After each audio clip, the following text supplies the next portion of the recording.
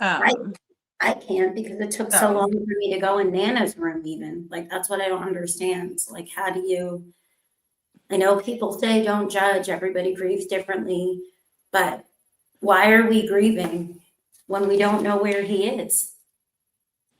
right. Exactly. Like, you need to find him and get answers. Yeah, because grieving is, I think grieving is different than, like, I don't know. It just, because I've never met Chris or Katie. I did get to meet Seth right recently.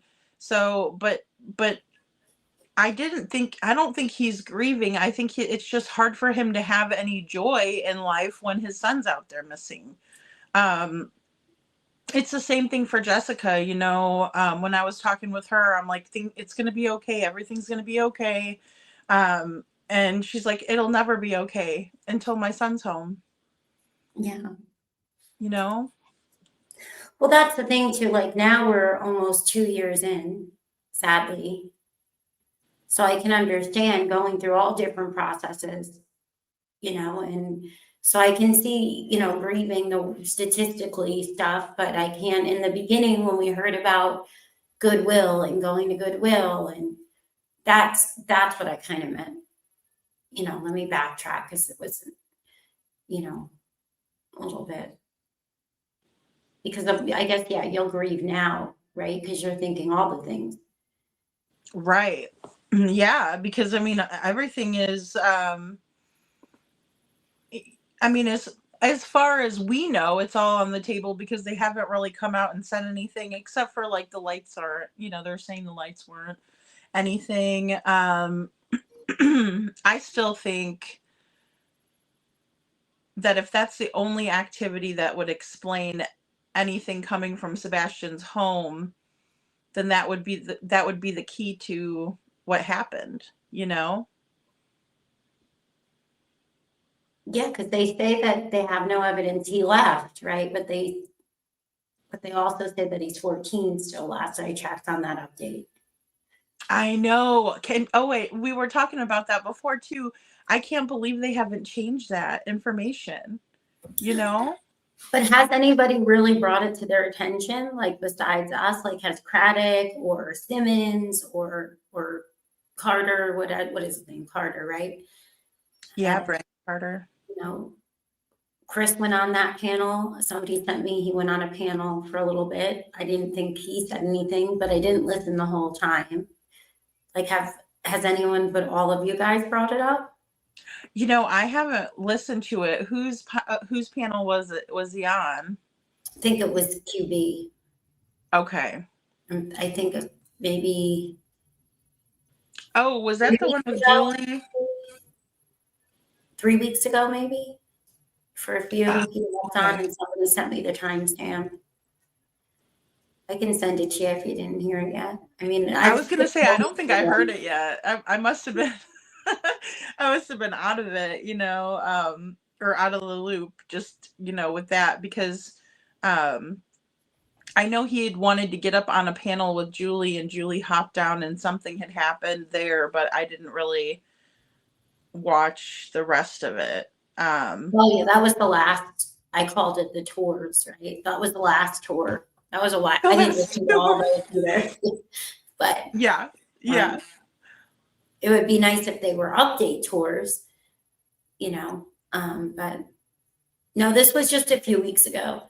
And I had listened for a few minutes but I didn't hear anything. It was after the FBI update. I know that.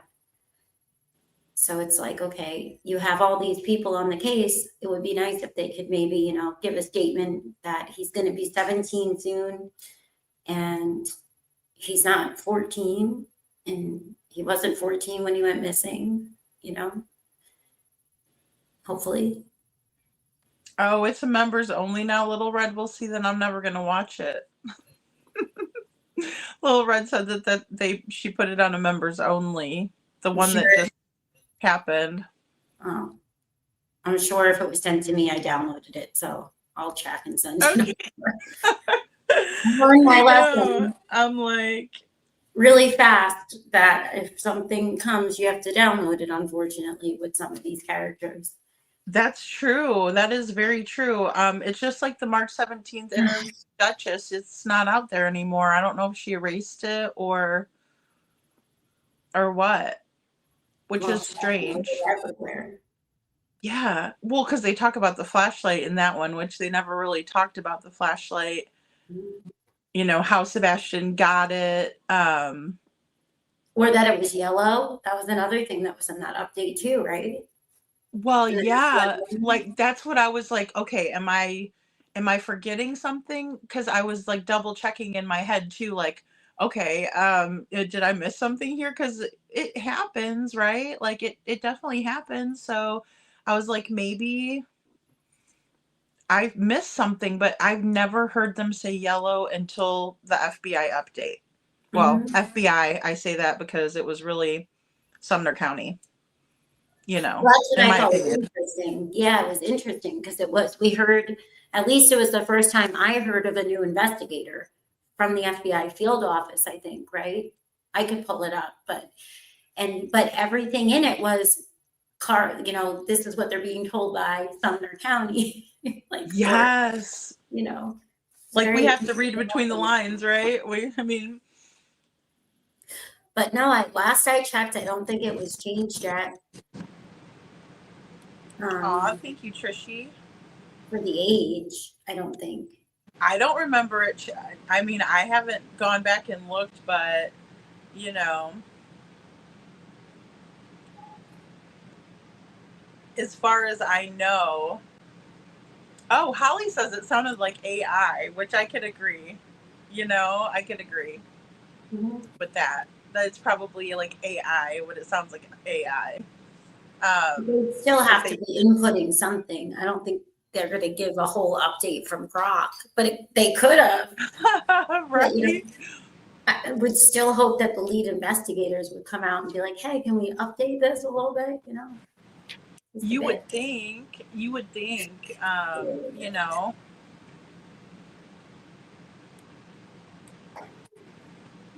Yeah, it's crazy. I'm just gonna take a sip of my drink real quick. How do Now, Mom, and we were talking about before you I? came Oh yeah. up the threats and stuff. Do you remember, like, I mean, I know you could probably share a lot on that too, but like people were saying that there wasn't a lot of threats going on, but then there were. We were kind of remembering back like how many people said they were being threatened and that sort of thing. Um, Well, there was a lot in the beginning. Sorry, I'm just getting my drink. oh, no worries, no worries. I don't want to drink and chew and start a whole thing on camera, guys. Um, no, I think there was a decent amount in the beginning, and I sincerely believe that because I've had too many weird experiences, and I've met other people that have had weird experiences, but nobody knows exactly, who they're directed by or why. So a lot of times I will say they, or because I don't know who they are. Who is they? I don't know. But I do know Right. that there's a lot of people that have had things happen. We had Bobby come out and talk publicly about having it happen. There's not a lot of people that have come out publicly, but we know different streamers. We had JRL, he had an experience. We had Oh, true. Riley Yes, he Ridley, did. He right? did. We had CJ. We had people across the board that had different unsettling encounters. Robini did bring up CJ. Or no, I'm sorry. Is he with Narc Divers? I get them so confused. I think so. Okay. Okay. Hey, Steven, good to see ya. But yeah, so I mean, that is so interesting because I think that there was a lot of like, I don't know, back and forth with that. And I thought it would be interesting for you to chime in on it because I know that you've dealt with your share of stuff. And I mean, with me, I do think that it was Terry Lynn and White Boy both, right? That were Mhm. kind of working with the Proud Feet. They knew that he lived here. and his wife would be okay with doing that with him. And so in that way, I did get threatened um, in that way as well. But it was a little bit different, you know, like it wasn't like, and it didn't happen while I was out there either searching or whatever. Like when we were out there doing any of that, nobody threatened me except for the neighbor on the last day when I was there. Oh my Didn't God. want her house being shown and was mad about me filming the ditch. But I mean, Did you other want than to that, elaborate a little bit on that, or do you want to talk about that another time? well, I thought it was just interesting because like I can understand it from both sides, right? Like, you know, get out of our neighborhood, quit filming, you know, that sort of thing. But it was also very strange, like, who are you working for? And I'm like, I'm working for myself. You know what I mean? Like, I'm just working for myself. I'm a YouTuber. And the lady's sons actually followed me out of the neighborhood, which is weird, right? Because I'm not trying to find out information on them specifically. It's almost like Chris and Katie have certain guard dogs that play or something. But it was weird that never, you know, nothing occurred until that day. But I was out of my vehicle surveying. What I always found strange was that if nobody knew, which a lot of times we go out and we just normally and naturally, like I've shared with you privately, we have a reminder all the time. You know, Yeah. and we are constant, there's flyers in the car. And if we're going places, then somebody holds those flyers with them and he hands them out. And that's just how it is. And Yeah. nothing happens. There's never, but if I say something or somebody knows, like when I had the toad, it was almost like they knew. It was weird because if I left right away, nothing happened. Right. But if I went from one spot and I was doing my stuff over here, it's like an hour later, I'd be doing something somewhere else in town. And then all of a sudden, somebody would be behind me. Somebody would say something. It was never natural, you know, like Right. the natural. But then I realized, you know, when we didn't even think of this. One of my son's friends had mentioned, like we had an emblem, is that how you say it? Emblem was missing off of our vehicles, and that was something that now in hindsight, I wonder, like, was that something that was how they knew, whoever they are? I don't know. And why is it only some Yeah. of them? Like, why is it only some people that have had these weird experiences? Because I've never bothered anybody, you know, like I've never bothered any of the parents. I didn't even monetize the channel for the longest time. I haven't even gotten a payout from YouTube yet. I have to update the taxes. Like I could show you guys, it's like $140. Oh God, it's So horrible. It's it's not even horrible. like it could be a money thing where there's somebody that's mad about. Like none of it ever really made any sense for where it was coming from or why. You know, like because sometimes I thought, oh well, maybe it's for content, right? Maybe this is just coincidence or so many different things. But then when I've met other people and you start to talk about other things that have happened in certain areas and investigations, you know, we've talked about Millersville. We've talked about like, I have no flipping idea. All I know is that if I was a parent, I would want anybody to want to help find my son. You know, I just can't imagine like being mad about it. I'd be telling people to leave anybody alone. Like, Yeah. Well, you even know, like Seth in the Seth is beginning the was only like, you one know, that said people, that. you know, our searchers are being threatened, and then, you know, he's like, I got to worry about everybody that's out there. And I mean, that's how I would feel too, you know, like if they're out there searching, then I should be, you know. Well, I believe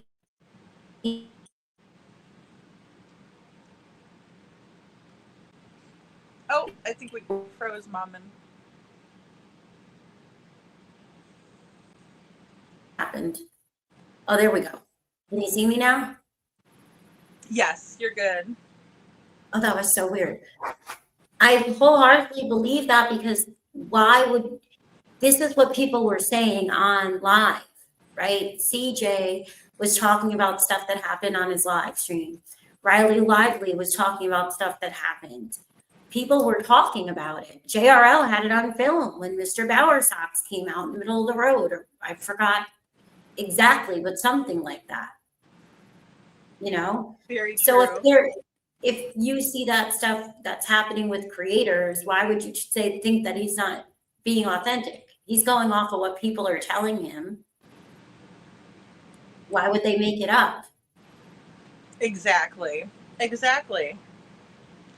Well, and I mean, it's very odd to me that the family members are the ones doing it in that regard. I'm not saying it's, every single time that it's been, the family that's been doing the threatening, but we do know that time it was documented as such. We know with Betty that he was around the area and circling the area even. Um, that's a major issue. Um, when it comes to the family being directly involved in those types of threats. And why You not know, equal? it is deliverance style behavior. It is. It is, Trishy, and it's very disturbing because who does that? And then Sheriff Craddock's like, well, I'd never heard that the United Cajun Navy was being threatened, but it's like, but you. Not true. They filed. I remember seeing the police report. I remember. I think one of them was a Riley Lively showed it on the TikTok. They filed it in Nashville. I'm almost positive that it was her that showed the entire thing on her TikTok. Because it was around the time that those videos were of the cemetery she posted came out, and that was heartbreaking. But then I didn't know the messy stuff that they had been saying about Seth. I didn't know any, I was following it from that group, right? So I was following the updates that I thought were just the local people, and then I watched Nancy Grace. But there was a lot of other people. This is the thing that I've never understood, right? You had Travel Mom and all these other locals that go around, drive around there all the time. And then you'd hear all this propaganda of, we don't see you out there searching. We're the only one. First off, there's massive amounts of areas. You have no idea how many of us have been searching. You have no clue, right? You don't know. Because you scared people from wanting to even come out and talk about things. But why didn't you bother any of these people? I drove by the house of Dylan and I could say a prayer. I think it was in December, and of course everything's documented because you want to be careful with after what they tried to allude of me as back in September, pretending as if I could have had Sebastian, one person, they who shall not be named. Right. So I, for my protection, had it, and I live here, had recorded everything that I do is documented, not just on an Apple Watch, but like all around, right? And then all these clip channels are making things about me being a stalker. It's like, okay, but you're not doing it to everybody else. Well, and that's the thing too. Faye had said something. It's weird on Elevated Truth. The day he was exposing the trash and CP went up to stop him, how CP knew Mom ended up allegedly. Do you want to talk about that? That never because I know the answer, but yeah. That was somebody named MK Ultra, I guess, because they came in my chat afterwards and were like, I'm sorry, I had to come see who you were because it was me back there and they know it was me. And I'm just like, it sounds funny, right, at first. But the reason it was mortifying to me is that for everybody that didn't know, the panel and what was said on that panel in September and how I was trying to be private because I thought there could be something really important that needed to be get to law enforcement, right? Like I didn't want people to know where I was moving. I didn't want people to know that they said my son looked like Sabat. Like, we're here for this little boy. We need to find him. We don't need to talk about my child. We don't need to talk about anybody else's child. Sebastian is the one that's missing. He's the one that we're all trying to help locate. It gets, it still ruffles me up. But so nobody knows that. It would me too. Like, nobody has a clue on this panel how my name would have been, why I was brought up. They rewrite history. But I'm like, you're the stepdad. Everybody's going to listen to this, review this. And I'm supposed to now believe that this whole interview isn't scripted and bullcrap when I know you started it out with complete horse crap. Right. And there's a woman who films documentaries sitting there. And here I am still like, no, actually, I really hope that we can find this child. I'm not monetized. I'm not here for the effed up games. I'm trying to really actually help out. And to this day, there's not even one like, hey, sorry about that. Everybody was playing games back then. Like, not a word from them. So for me, this is different because I do understand content. I wanted to get back to being a content creator once my little girl was in school, because of her severe autism. I didn't have time the last few years, but I never would do it on the back of a missing child, ever. And I never will. Well, and I think it's like there's a huge difference between talking about the true crime cases, getting them out there, than to talk about themselves. I think that's the thing, because if any of the parents wanted to just come on my panel and talk about themselves, they would be SOL, because I would want to be talking about Sebastian. Yeah. And we do see that a lot over on those other channels where they have them up on the panel, but they're not talking about finding Sebastian. They're just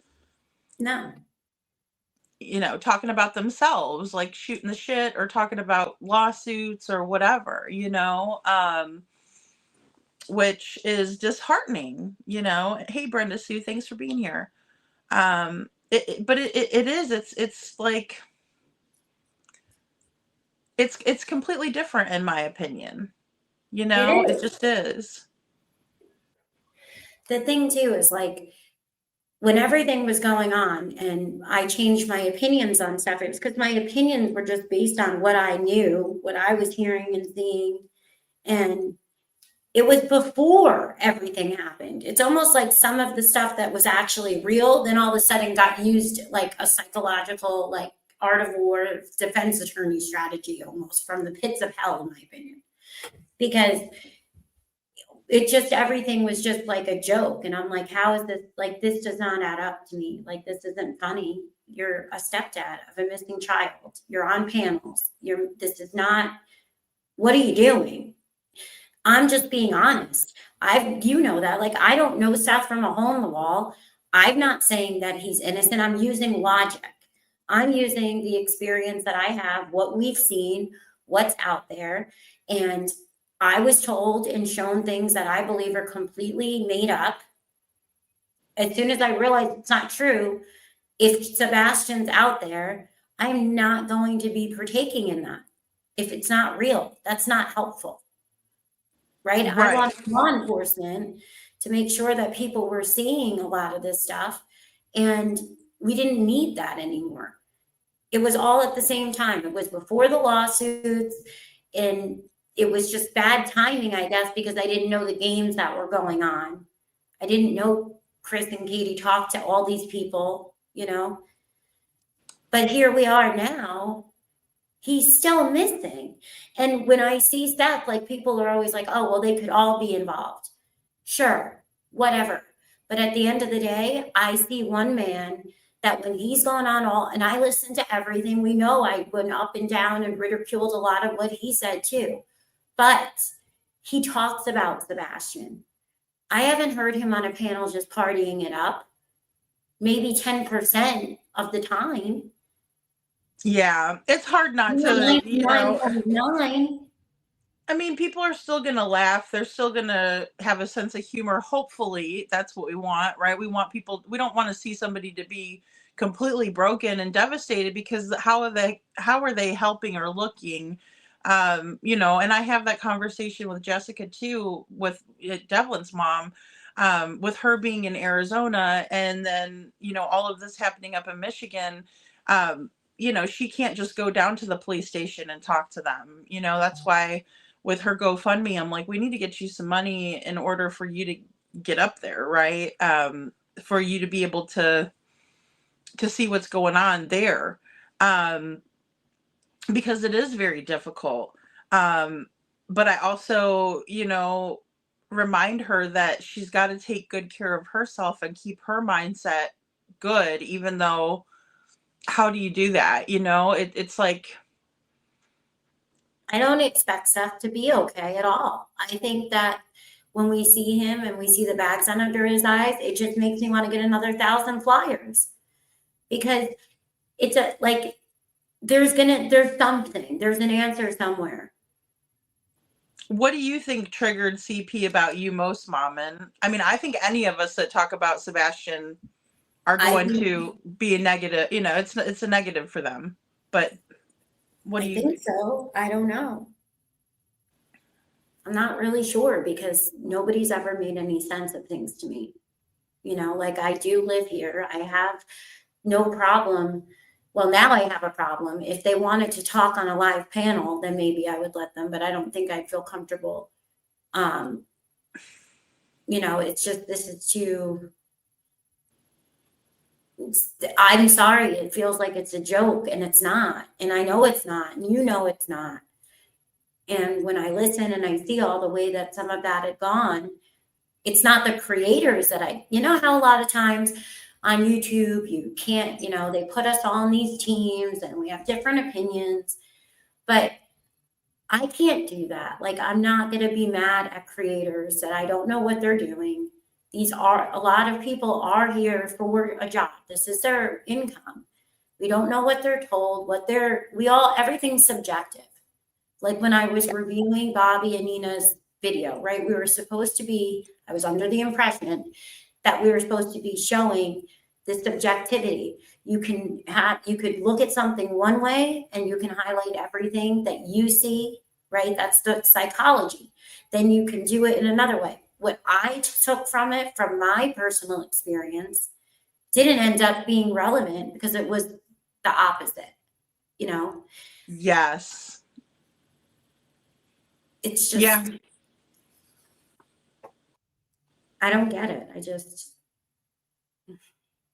Well, and I think when you really have this, you know, you have like the smarts, and then you also are a mom yourself, and you also know what it's like to have a child who's on the spectrum, you know, that's really valuable information. And if you're not, you know, white knighting for Chris and Katie, then they don't want to hear it. I mean, I've heard them go complete radio silent on 2 different panels when Sebastian's autism was brought up. And I think a lot of it has to do with the fact that it was a recent diagnosis, and they had no idea about, you know, they just didn't have and in my opinion, if my child was diagnosed with, say, the rare chromosome deletion, and I knew about that since they were a baby, I would be talking to people about that more so than the autism diagnosis. But what do you think about that, Maman?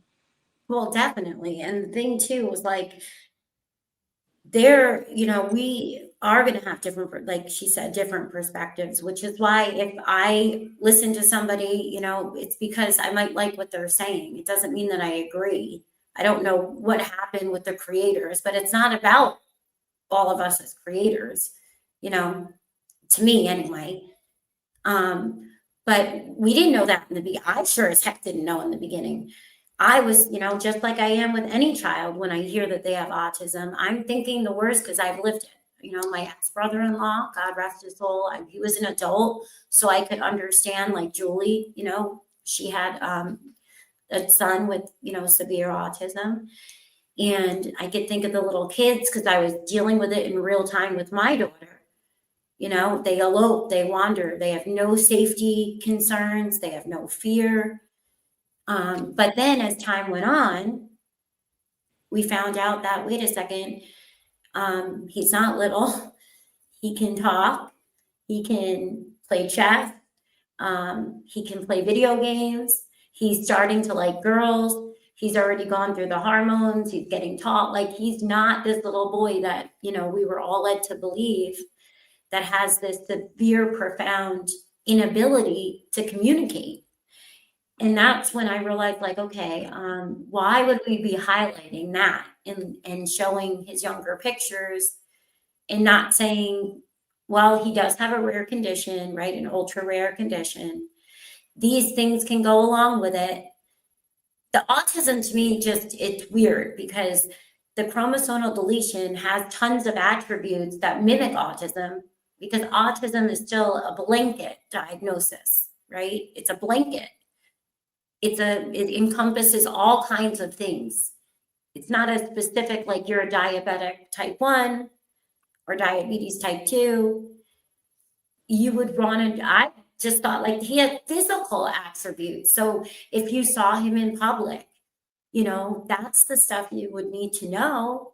Like, he has a little protruding bone, he has a little bit of a walk, or he holds his arm in a certain way, or, I personally can't think of any reason we would do that if we're trying to find him. Of course, my mind went, like a lot of people, is to, well, geez, he might be right around us and they just don't want us to see him or to know, Well, exactly. And, we all have our own mannerisms, right? Or our own set of kind of, the way we are about ourselves, right? Like, so and who knows you better than your mom or your dad or your caregivers, right? Like, people that are around you all the time. And so, or your best friend, right? Your best friend might know you pretty well, or, know how to make you laugh, or, certain things. And you might have a different persona in public than you do in private. Yes. So I think that's important to understand, Sebastian, how he was in public and how he was in private, too. We all are. Like, we're more comfortable when we're with certain friends, and we're more comfortable in all, there's a time and a place, and you learn that as you grow up, like. Yes, exactly. Well, and then Trishy talks about the crossover symptomology, which I thought that's The word. it's a big one, right? Because they do cross over. It's like, if you're on the spectrum, you might have social and emotional dysregulation, but that also comes along with the chromosome deletion as well. Yeah. So thanks, Trishy, for that reminder, because that's important. Behavioral docs can, yeah, yep. Imperfectly imperfect boy mom says they are uneducated on his diagnosis, and that's why they get quiet. It seems like they didn't care to understand him in that manner, in my opinion. See, and the reason I kind of feel a little bit opposite, just respectfully, is only because once you understand the other disorders, they have the same, like, some of them have sensory processing, right? Some of them have behavioral analysis is used for many different things. And it really seemed to me that he had been getting help because Steph had him. So when he was little, he was getting a lot of the services because that's the treatments and the therapies that went with some of the things with the chromosomal deletion also. So to me, it was almost kind of like opposite, where it made you think that this is new, nobody knew, they didn't have a chance. But really, it's not any different than the stuff that was already being taken care of, except for in my opinion, the public knows more about autism than, it's kind of late in the day, so I can't really get my words articulated the best, but I know what you're saying though. Yeah, like because autism, I mean, versus a very rare diagnosis like the chromosome deletion that Sebastian has, it is, right? It's like it's easier to kind of say autism where people would understand it better than say, well, he has this rare chromosome deletion, and then people's brains kind of go to, "Oh, I don't know what that is," and then they're Googling it or whatever. But no, you're right. So that could have been somewhat of a strategy, I guess. And Women's Warrior says that her nephew was diagnosed with autism first and then the chromosome deletion. because a lot of things, there's all kinds of conditions, that you still have a lot of the same attributes. That's why they say a blanket diagnosis, and they turned it into this huge spectrum. And you meet one child with autism, you've only met one. So just because somebody didn't get the diagnosis yet, sometimes they've had more therapy and more help for whatever it is that they need than even when you have the diagnosis. Because they Right. cross over, And that was just something that I thought was interesting, because Seth talked about it a lot, and how much he did try to get all of this for him, and having him in his little school when he was a baby, and the therapies. But I also understand, from Seth, why he wanted him to get different help, because I also believe that ABA can be helpful for different reasons, different, at all ages, and I think that would have been fantastic, because once you do understand, but at the same point, if they weren't, it's like, I don't know, because I don't know them well enough, I guess, to understand why. Well, and you're right though, because the therapies are the big ones, right? The therapies are huge, and they're really,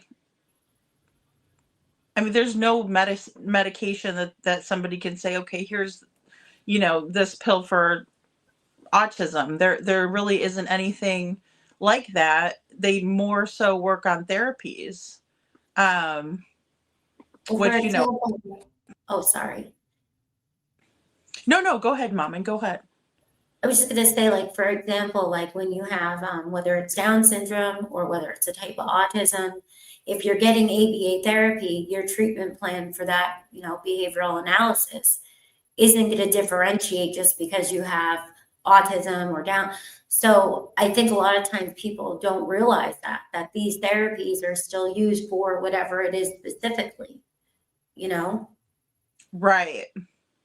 Yeah, and I mean that's a big one to remember too. I mean, it's just so complex, and then like you said, just individually, I mean, getting to know somebody's mannerisms, but I think it's important because they're wanting us to believe that Sebastian was doing all kinds of things outside of his character, and for a child on the spectrum, in your experience, how unlikely would that be? I mean, that you would just all of a sudden one day on, this random Sunday, even if they're overstimulated, would they come out of their behavior that much? No, I there's just don't, definitely like I a don't see it. flight situation to make something like all of us, whether you have autism or you're a teenager, or, because we saw the footage of Texas Roadhouse. I'm not a doctor, but he wasn't even stimming that much, or, he just looked defeated. I mean, I can't watch it without getting emotional. I just can't. When I see him shake his head no, once you see these certain things and his facial expressions, and it just breaks my heart, because I don't know what was going on at that moment, but I'm not seeing all of what everybody said, like, that he can't. I just don't see the signs of it. But I'm not a doctor, but I mean, Yeah. even like, rubbing his hands or his foot up and down, like there's not a lot of, behavioral signs or sensory overload or Yeah, I think the only thing that I could notice that might have been was his fingers and his ears, but that music outside the Texas Roadhouse is loud. Like we were parked over towards the Fairfield Inn, and I could hear it while we were sitting in the car. Once Jen turned the car off, it was like you could hear the music playing. And I was trying not to get copyright striked, but I was like I wanted to, like people to hear how loud it was from where we were parked. It was pretty loud. So, oh, I agree. And the only thing that I was thinking is just like from when we go in and stuff, to me, I just felt like he had his ears plugged. And maybe it was because he was getting prepared, because it was loud. But then when he took them out, it was before he's inside, and then we didn't see him do it again inside, and inside is super loud. inside super loud. That is a great point. We haven't made it a whole dinner yet with my daughter, even with the headphones. She just can't. At this, we're getting there, but I don't know. That was just my instinct, and I could be 100% wrong. But I just felt like he had his ears plugged from something else, maybe somebody yelling on a conversation, or like when he got out, and then once he knew it was over, I don't know. But I It could was be more. totally wrong.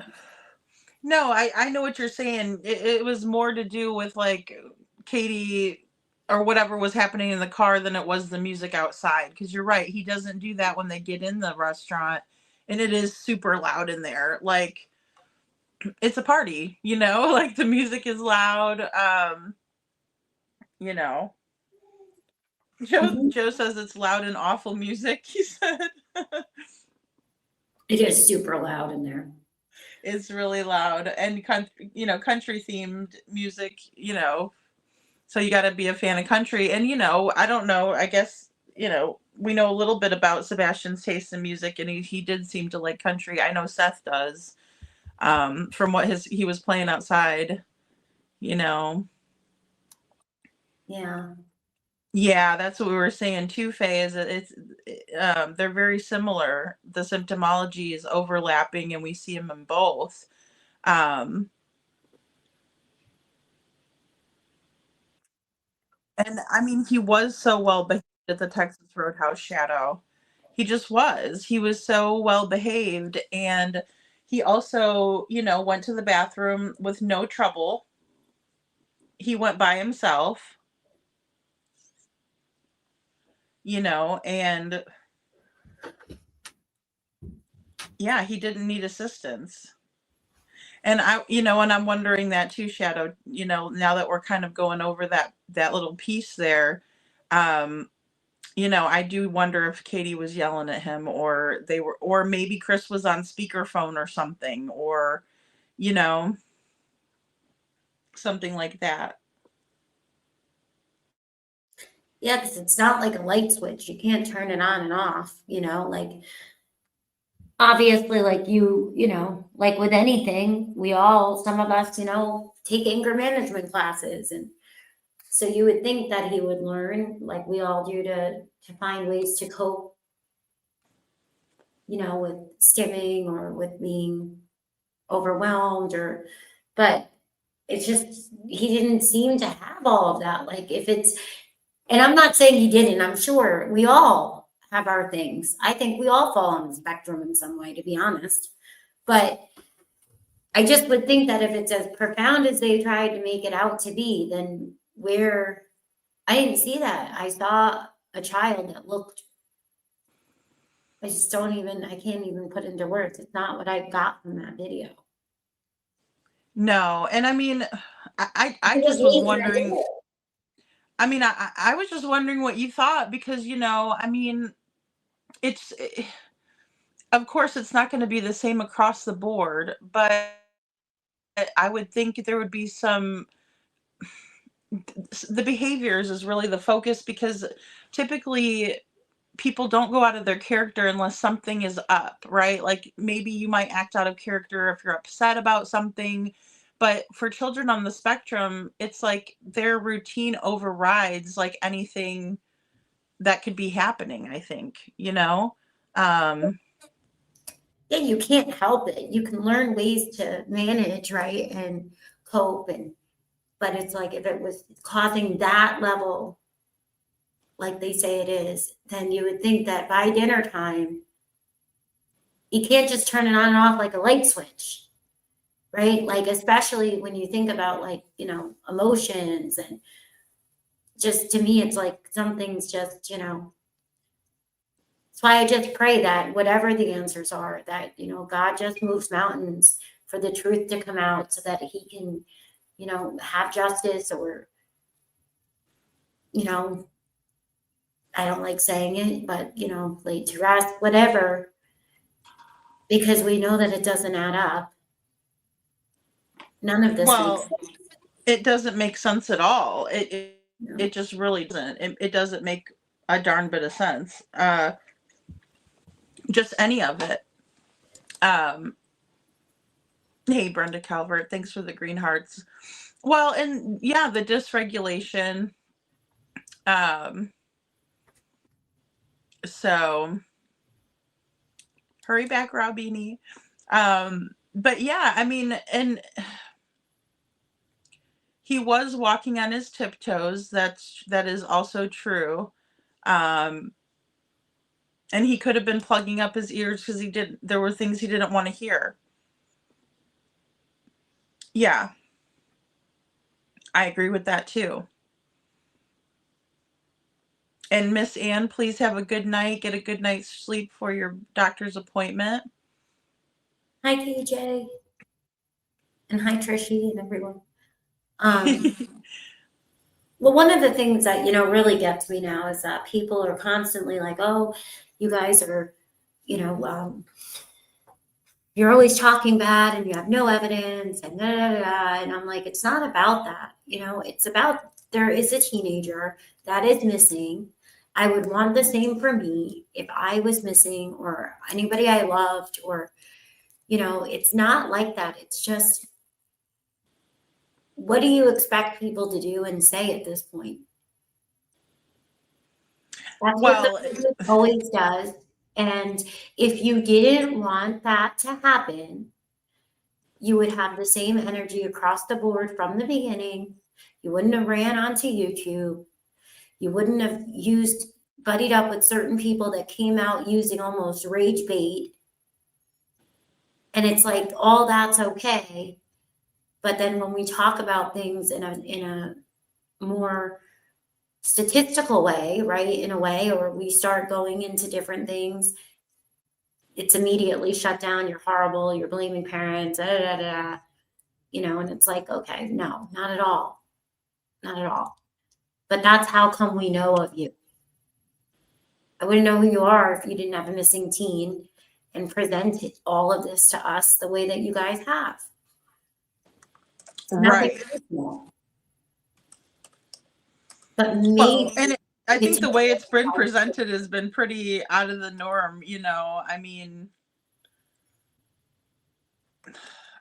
I've never seen anything like it before, in terms of parents acting this way. I understand that YouTube is a little different. People feel more comfortable on here.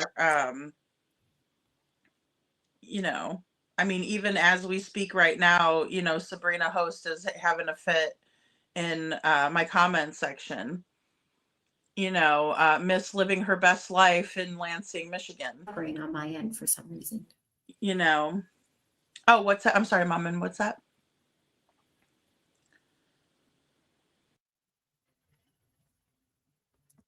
Can you see me? Are we both buffering? I can. Oh, we might be buffering a little bit because I think I buffered a little bit there. I saw. Oh, there you are.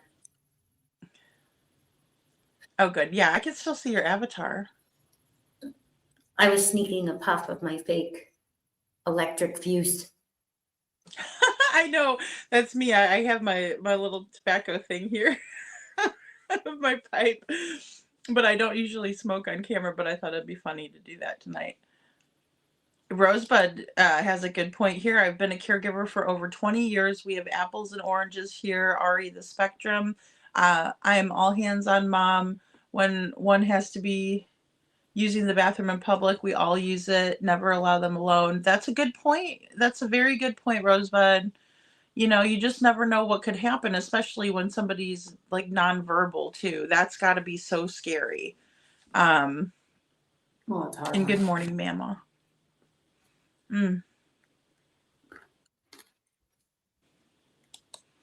Cece. Joe changes it up on us every now and then. Hi, Joe. Brenda says, I've been most surprised by the news media not telling half truths, only telling half truths, and not talking about CPS reports or the 3 a.m. car and the lights. I'm taken back by that too. What do you think about that, Mom? And it's weird, I think, that they're not, being truthful. I've always had a hard time, because I'm like, okay, it could be this, it could be that. Sometimes I've thought, what if a lot of that was all reenactment? Because I remember very early on, people were out reenacting before the YouTube tours, and then I think sometimes, it could be because they're building cases, and I don't know. But then honestly, it does concern me now that I live here, that. Yeah. Well, the police are so adamant about it not being anything either, and they've tried to pass it off as a trash truck, and they've tried to pass it off on, as different lights in the distance. And it's like, okay, but headlights typically go together. So, I'm still up in the air about it too, but I think that it makes the most sense considering we don't have anything else. There's just no way that there's no proof of Sebastian leaving when he clearly left the house. I'm not saying that I believe that he left the house. I don't think he did personally leave the house on his own. I think someone took him out of there, helped with the process. Otherwise we would have, watched that unfold and everything. So, No, I definitely don't think he left without shoes, with just a flashlight. No way. No, I think we would have seen him in the area. Thanks for being here, Rosebud. I appreciate you. Hi, Rosebud. But yeah, and Brenda Calvert says, but the CPS reports are a fact and the lights video are a fact and the news won't talk about it. And, the news is what brought us the lights to begin with, Nick Barris. And then all of a sudden Nick Barris is like backtracking, significantly backtracking. It's not just like, oh, it's a little bit not true, or, it's crazy. Well, that's the whole thing that I always, speculated upon was, well, maybe it's because, it is a reenactment, some of it, or some of it has been heavily manipulated, or maybe it's not, but it's hard because they use such specific wording, right? Whoops, almost knocked Earl over again. They use such specific wording and stuff. So it's like, okay, they're not saying they're not saying that he didn't leave the house. They're saying they didn't, they couldn't see 100%. And if I recall, Seth was saying that it was very hard to even make out the garbage when he took out the garbage, right? That's why I always thought there could be a third party, because in the beginning, if it wasn't for Seth telling us, we wouldn't have known that he could even use his cell phone. And then I think it was April or May, when, Chris came, when he came back out, the stepdad doing his talking again, all of a sudden he's like, well, I kept taking his phone away for doing things he shouldn't have done. I think he said he took it away a few times, and it was his mom and dad that were saying you should give it back. And it's like, okay, well, why did you tell us that he didn't use it and he couldn't do anything on it? And you're guilting his father into trying to let him be a teenager because they're going to go behind our back. And then that's really, really dangerous, because this is 2025. This is the world we're in. There's free internet. I mean, kids give each other their old iPads and stuff on the school bus in darn second and third grade these days. So Yes. I was always like, could it be there's a third party and they don't want to scare everybody? I don't know. But I think that Katie knows a lot more for sure. That's just my feeling. I just think that. Oh, yeah. Oh, yeah. Katie has to know. I mean, like I said, now if there was an open window or something had been tampered with, or like I said, there was some mysterious shadows, because it is hard to tell in the neighborhood. Then I could see that. I could see that being more of a probability, but it's just so strange that no cameras picked him up, and then nothing was, the house was all locked up tight. Nothing was tampered with. If something had been tampered with, I can see that. But then you eliminate everything that would go along with what you're saying. So when we talk about, not you, but I'm saying the stepdad, right? Every time that you're like, okay, well, you couldn't have done this, and a camera this, and a that, and we would have heard him if, he would have fell in a bush. And so you want us to really think he just vanished, and just, no, it doesn't go together. You should be asking these questions times 1,000. The math isn't mathing. It just isn't coming together like it should. If it was true, it would come together and make sense. And we've just not seen that at all. Like, nothing makes sense. Sebastian leaving without any shoes is a big one, because it's out of his character. And then with it being chilly that night, and I know people were like, well, it wasn't freezing cold, but it was still chilly. I mean, it was still cold that night. And the fabrications that came out, why would you fabricate anything in the beginning, saying all this stuff about taking, lie detectors, whether or not, they're submittable in court, whether you can, fake it, or, there was a lot of stuff that was said, like a couple times, even flat out saying, all that matters is Chris, Katie, he said, Seth, Katie, and I, we know the truth. Like, well, then tell us, sir. You might want to go tell, your friends what it is, because he's still missing and there's still an Amber Alert. And so I just go based off of what has been said, right? I mean, what else can you do? Well, and that's true. An Amber Alert is for abductions, and there's also a reward out for Sebastian. So, I mean, typically they don't do that for a missing. They don't do that for a runaway. They would do it for an abduction, or if they thought foul play was involved. So obviously the FBI thinks that foul play was involved and that Sebastian didn't run away. And I think it's important to recognize that these other, law enforcement entities might not be in agreement about what happened. And I think, was it Crazy Bird? Like, they said they can lie to us and they will lie to us, especially if there's, so we can't really take to heart anything that's been said, right? Here it is. Yeah, there we go. Yeah, that's true. Remember, police can lie to us, so disregard anything they have said on any news broadcasts. And Trishi said, theoretically speaking, the lights seem to be real, and Ellie just didn't want it to get out to the public. I could see that, especially if there was third-party involvement in some way, right? Yeah, absolutely. Right. Well, because if that's the only bit of information that they have, they probably never wanted us to ever know about that.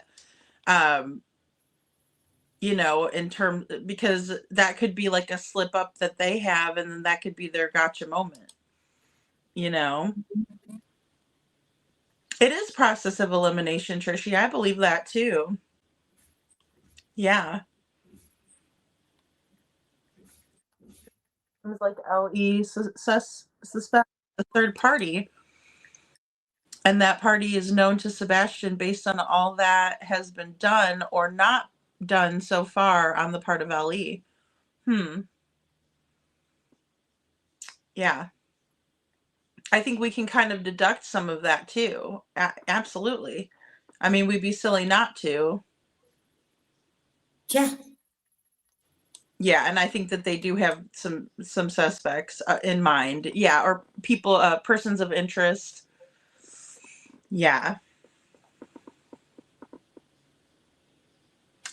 It was Justin. So Justin got an email back that he showed.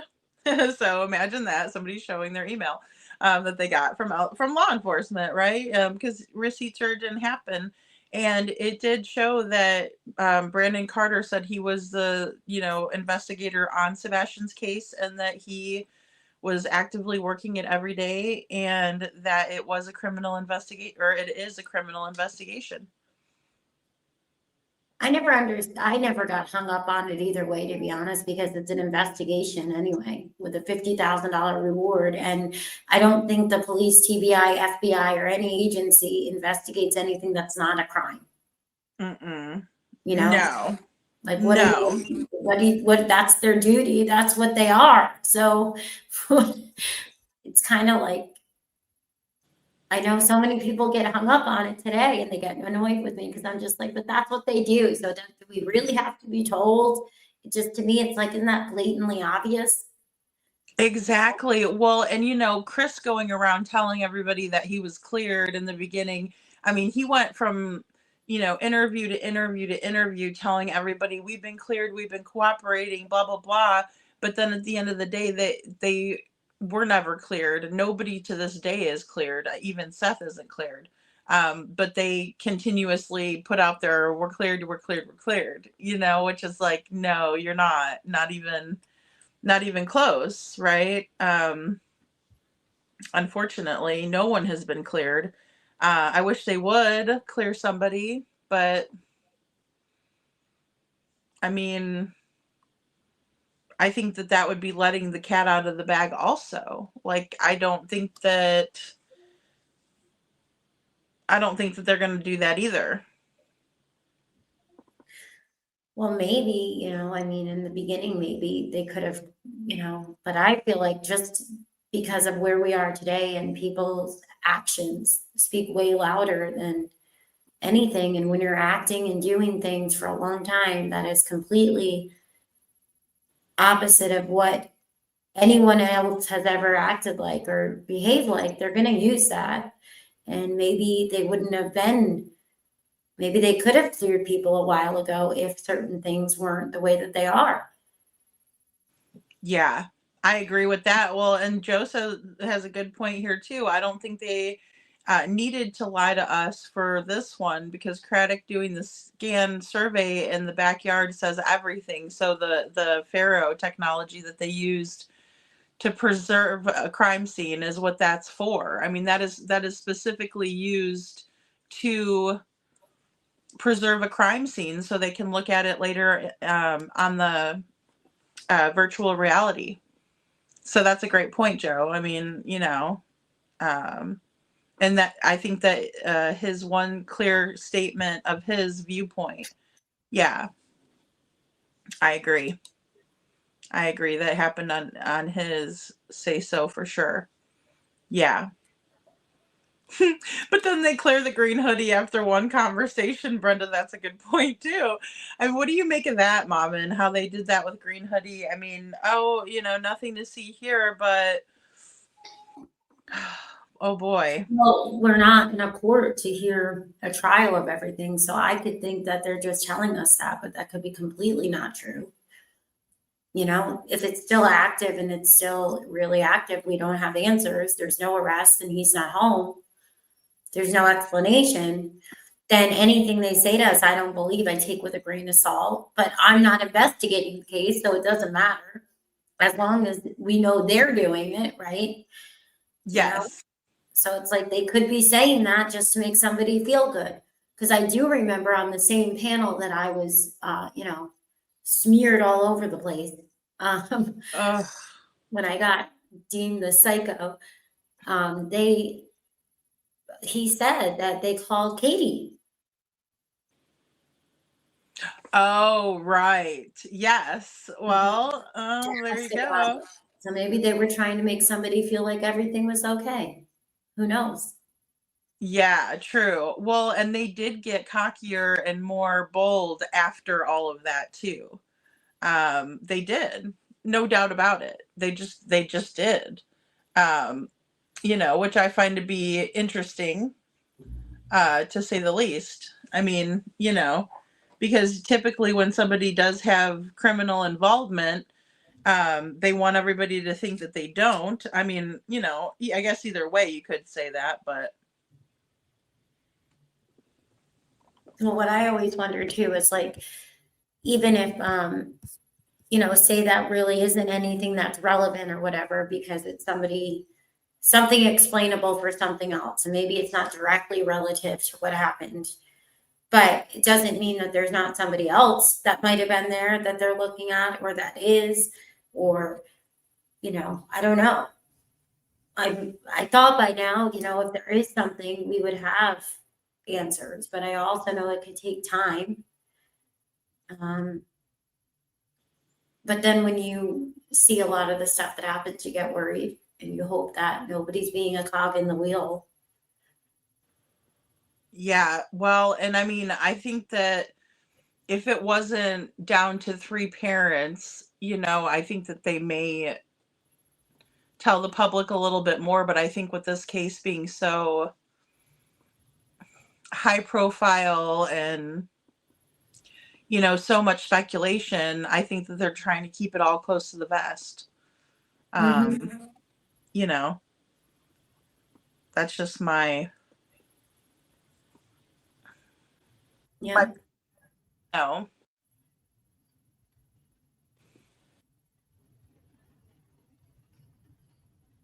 Yeah, they don't like us speculating. That's for sure. They do not like us speculating at all. They just But they, don't. that's what's the weirdest thing. Like the stuff that I heard come out of their mouth in some of these channels, and just it's just ridiculous. I mean, that in itself is, in my opinion, it's like you're making yourself look even more suspicious because you highlight just average things, but you're going to sit over there. And Yeah. it's not even, like I said, it's not even against the creator. The creator isn't the one that's missing the child. I'm just saying, like, you're the one missing a child, a whole teenager. Yeah, how do you lose a whole teenager? I mean, excuse me. That's a good point. Seth did have to approach the FBI for a polygraph. Yeah. Well, and that in and of itself, I think a lot of that has to do with their location, and that's why I'm thinking that with their location being what it was, that's kind of why I've been operating under the assumption that both Chris and Seth were where they said they were, you Yeah. know. But that's the thing. They could be where they said they were, but it doesn't mean there weren't involved third party or, things like that, because that's what I think a lot of people, assume. It's like, well, you could be somewhere else, but it doesn't mean that you didn't have something to do with something else that happened. And that's why with like Seth, I mean, I understood. I think people were explaining that he wanted to be cleared just so that way that he could utilize more resources that won't work with you unless you're cleared. So in that aspect, I understood Mhm. why. But at the same point, it was like, if it's going to make anything more complicated, then don't give a crap if you're cleared or not. Don't fall for the psychological trickery, because that's all I see Right. is always coming, is like to manipulate him, and it's not a good thing, just go with your gut and, fight for the answers, right? Like, who cares? Let Oh them do yeah. their suspect. The truth will prevail. And in my opinion, even if there's some, and I know there's probably not, But even if there was something, just from what I see, he would be the least responsible then, even if there was something that he was aware of. Because that's just what I feel, who am I? But that's what I feel. Well, exactly. And, I mean, it's, hey, Casey Blues. Um, I think there's a lot to be said about just their overall attitudes, right? I'm gonna reposition myself, guys. I've been sitting in the same spot for a while. I just gotta move around a little bit. Excuse me. But yeah, my humble opinion, right? Because again, I'm not an expert or anything. I just think that them getting upset, them getting mad at creators, like what Chuchi is saying here, it's like they're just they're not acting like people who want the public's help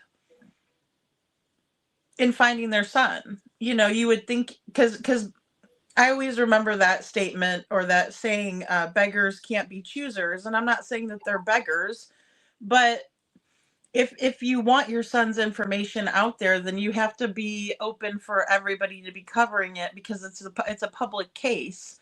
So there's going to be things that you don't like, right, that people are saying. I mean, it's just like us as creators, Mom. And there's some people that like what we do. There's some people that don't, you know, and it's Well, that always was the going to be whole like thing. that, That you when I know. talk to a lot of local people, right, the stuff that they highlight to me is like the stuff that I always was thinking in the beginning, right? It's like, why don't we hear this from them? We never heard anything. Like, you would think they wouldn't be against certain things, especially the distractions, right? Let alone ever another kid. You would not, Right. you would think that you would be against. Why not? Like, okay, for example, everybody talks about the neighborhood post and stuff where there was that guy that got seen hiding behind a tree in a gray t-shirt. I can Mhm. send it to you, but I'm sure you remember it. It was in the Ring neighborhood at, I think it was like 6:30-ish at night. That is something people talk about. They never talk about that. They never talked about, the whole thing with the different people in the woods. We know that situation. Mhm. They never talk about how Katie stopped by that person's house. According to them, they posted all that on Facebook. Nabel or something was the name. Yes. Yes. All these things that you think if your child allegedly just left and walked out the door, that you're going to be asking, what did the person look like? Where did they go? Did anybody else see them? Stuff like all these other things. And it's, to me, a lot of why a lot of us, I feel here, always wondered if he didn't make it home, is because it's almost like dinner and then that's it. There's Right. nothing else filled in. There's nothing after that, like, well, there was this person seen in the neighborhood, or there was this that happened, or, we got ready, for bed and he changed to his pajamas, or it's None just, of that had a good flow to it either, Mom, and you're right. None of that had a good kind of, it's like there was a lot of lapses in time. It's not like, hey, we came home and we got ready for bed. Sebastian took his shower. We were getting things together. I signed a slip for school that, was in the backpack that wasn't told to me on Friday. I'm just going back to when my daughter was little. I'm remembering, like, oh crap, we have to sign this. We have to do this, the typical Sunday night stuff, it just wasn't like that. There was no flow of an evening. It was just, we got home. I told him to go to bed, and he did. He was, even going back, she said her first original story was he was in his bedroom playing, and then I told him to go to bed. He did. He said, "Good night, mama. Good night, puppies." And that was the original story.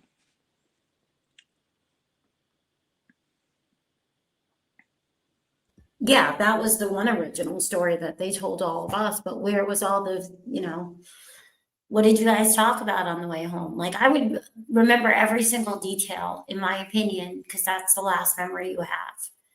If you can remember certain things, but you can't remember, it doesn't make sense. Like if you think Right. back on certain events in your life, right? So where are all of these things? Exactly. Mom, and I'm gonna text you a number before Trishy leaves because I know there's a lot of people I know are late night. But I wanted to do the drawing really quick, so we'll just do a pick a number 1 through 70 since there's like about 60 people in here, and I just sent Mom in the number. But I want Oh, everybody to be able to participate that's in here. good one. So guys, just drop whatever number in the chat, and whoever gets it first will win the Pigfest prize pack. I guess we'll call it. You'll get some peanuts from the Texas Roadhouse and some swag from Pigfest, and then I also have the bag back there, the Cruella bag, that will put it all in there. So. And thank you all so much for donating and helping me get to Pigfest. Watching you guys just mean everything. And I know Maman feels that way too, just with her channel. We have a really great true crime community. We really do. Lots of people who care. So nobody's got it yet.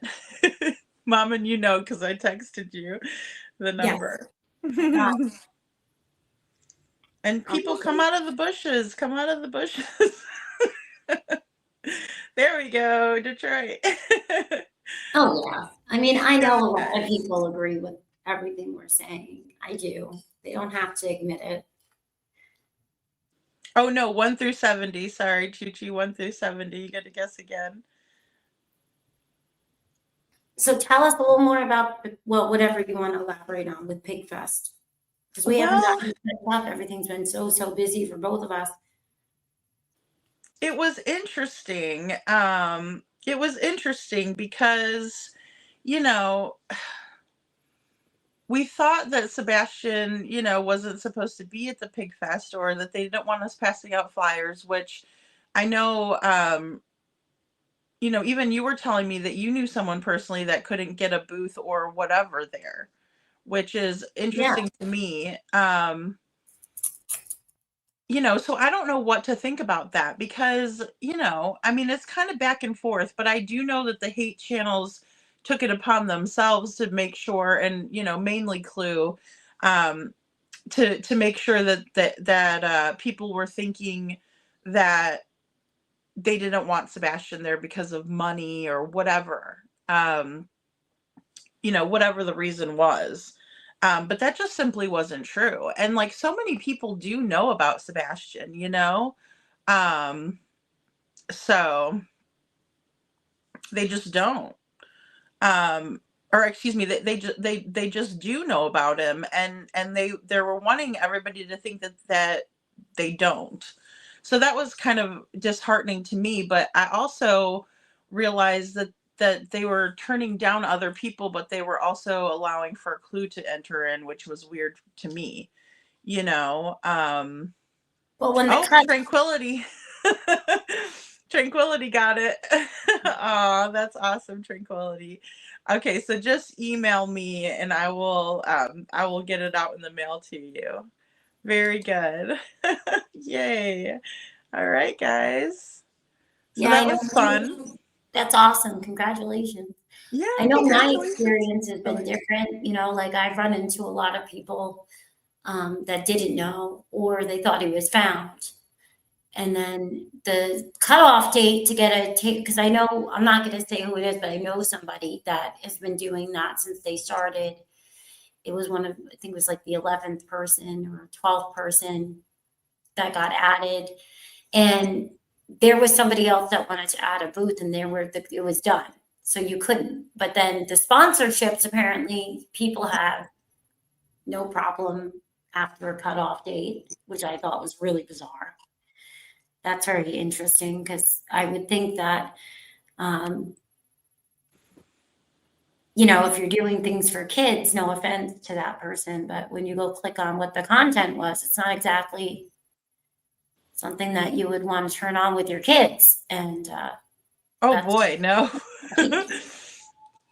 You know, and I'm like, I understand like the shock jock stuff, you know, like when somebody's just doing something for shock value, you know. I used to like to listen to a guy called Man Cow's Morning Madhouse, right? And he was like, he would do all kinds of silly stuff. He was kind of like a Howard Stern, you know, where he would just like prank call people. And, you know, it was a morning show, but it was just funny to listen to him. And he was like off color and he did say a lot of crap. Um, but it got people listening and all of that. Um, hold on, I'm just going to type in my email. So I get the shock value, but I also think that that goes way too far, like in terms of them saying, oh, well, you guys don't know how money works. And it's like, well, of course we do. And I understand that, but in your community, you should want people to remember. I mean, if it was their child, they would feel like that too. And I had to tell the neighbors that when I was in the neighborhood. I'm like, if it was your son, you would want people out here doing this too. well, And I would she did tell me she doesn't like the step feet. She's like, I don't like the step parents anyway. And I'm like, okay, well, that's great. You know. Aw, thanks, Manny. Or thanks, Panny, excuse me, Panny Annie. um but yeah, I just don't know why they would want that person to represent the community. But then I also found out later that they didn't know who she was prior to allowing for it too. So I think that's a big one. um so sorry, I was typing. But yeah, I mean, my whole thing has always been on the flyers only because they can't hurt. They can only help, in my opinion. Like, I don't understand. I never understood why, I never saw them all. Like, I just thought they'd be peppered everywhere, you know? And then oh the only yeah. thing we saw was a crooked yard sign. And I Well, never understand that, because I'm like, there's tons of new houses that got built in the neighborhood. There's so many people that didn't live there when he went missing. I think there's like 20, what? I asked Brock for the stats on how many new people are in the area. oh, that's a good one to ask. See, I never know what to ask Grok or whatever, like I think that's such a good resource, but I'm just not as familiar with it either. So, but that's a good question to ask. What did it say? It just says a lot of stuff about how it jogs people's memories, and there's a lot of times that there's transient groups like truck drivers and day laborers, that aren't from the area. Mm. It says one of the other things was awareness fades over time, even in publicized cases. And flyers act as a persistent reminder of keeping the person's image and details. For example, Sebastian, his last outfit, or the $50,000 reward from the FBI in the public's attention. It says Sumner County Sheriff Eric Craddock has repeatedly urged the public to continue to share Sebastian's official missing persons flyers and don't wait. Nothing, noting it sustains momentum when all the media coverage wanes. I'm trying to see in here where it said how many new people, though. But it just gives you a lot of other reasons that while a lot of us, it's like fresh in our minds and stuff, a lot of people never even hear about it unless they see it. Right. Yeah, and that's the thing too. I mean, it's crazy, like what we all see online. Even in Michael Monkey Vaughn's case, I will say, because I remember watching the interviews with his parents and Brandy and Tyler, and I remember watching those. I remember watching the mainstream media coverage on, the monsters as well. Um, but it's like the stuff that was said and done on YouTube was like completely out of this world, in terms of like the in-depth information that we were getting. I mean, let's be honest, I got a phone call as soon as the news broke, like on YouTube, right? And that was the day before it broke in the mainstream media. So, I mean, if you're looking at true crime cases, it would be silly not to look on YouTube. I mean, because there is just people feel so much more comfortable to come here and say things that they normally wouldn't. Yeah, and I mean, and I agree, but then when I look at the numbers, it's still like, okay, but if there's these many, 3 million people in that 1 hour radius, but we only see the biggest, show that they had get 80,000 views, that still means there's tons of people that never even heard him, Right. you know? Right. Exactly. Exactly. That's it. I mean, and then it's like, for whatever reason, these people feel more comfortable sharing all of this information. It's unbelievable to me. Um, Like Forever Young, one of my subs just emailed, and like she was saying, one thing too is in the beginning when everybody right there that did live there might have known about Sebastian missing, how many of them assumed he could have had profound nonverbal type of autism and he was little? oh, We that's learned such a so good much point. in time. So she's like, without yard signs and flyers or, rallies, whatever, some people might not even have their memory jog that they saw a teen because they didn't even realize he was one. Well, Like you that's knew his true. age, right? We knew that he was 15, but not every child, especially with different conditions, physically may look like 15, right? Exactly. And I mean, I think that his pictures, like, just if I'm looking, I mean, even this one looks like it could have been right before, but his hair's so much more blonde in this one too. I mean, it's very hard to tell. Yeah. It just really is. It's hard to tell. And then even on this one, this is the one that Seth had. This is the one where he's sitting at the table with. It looks like he's eating like tacos. He's got all the fixins in front of him for tacos. Uh, it's just poor kid. I mean, and I just feel bad for Sebastian. I feel like he didn't um, get a fair go. And I complained about the flyers in the beginning, and I made my own flyer because I was so tired of, I mean, all of this back and forth. But I mean, even so, like, I think Sebastian has more hazel eyes because I've seen pictures of him where his eyes were really brown, and then sometimes they look like they were, like a greenish color too. Um, I don't know. Yeah.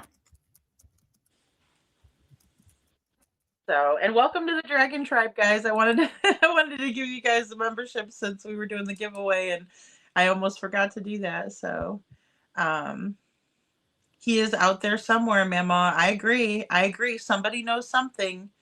Um, Rob Edie. Yeah, see, like this is interesting, what she sent me about how also keeping his name out, whether it's online and definitely locally, can also help if anybody has a guilty conscience or guilty knowledge. It's one of the most powerful psychological triggers, seeing the person's face.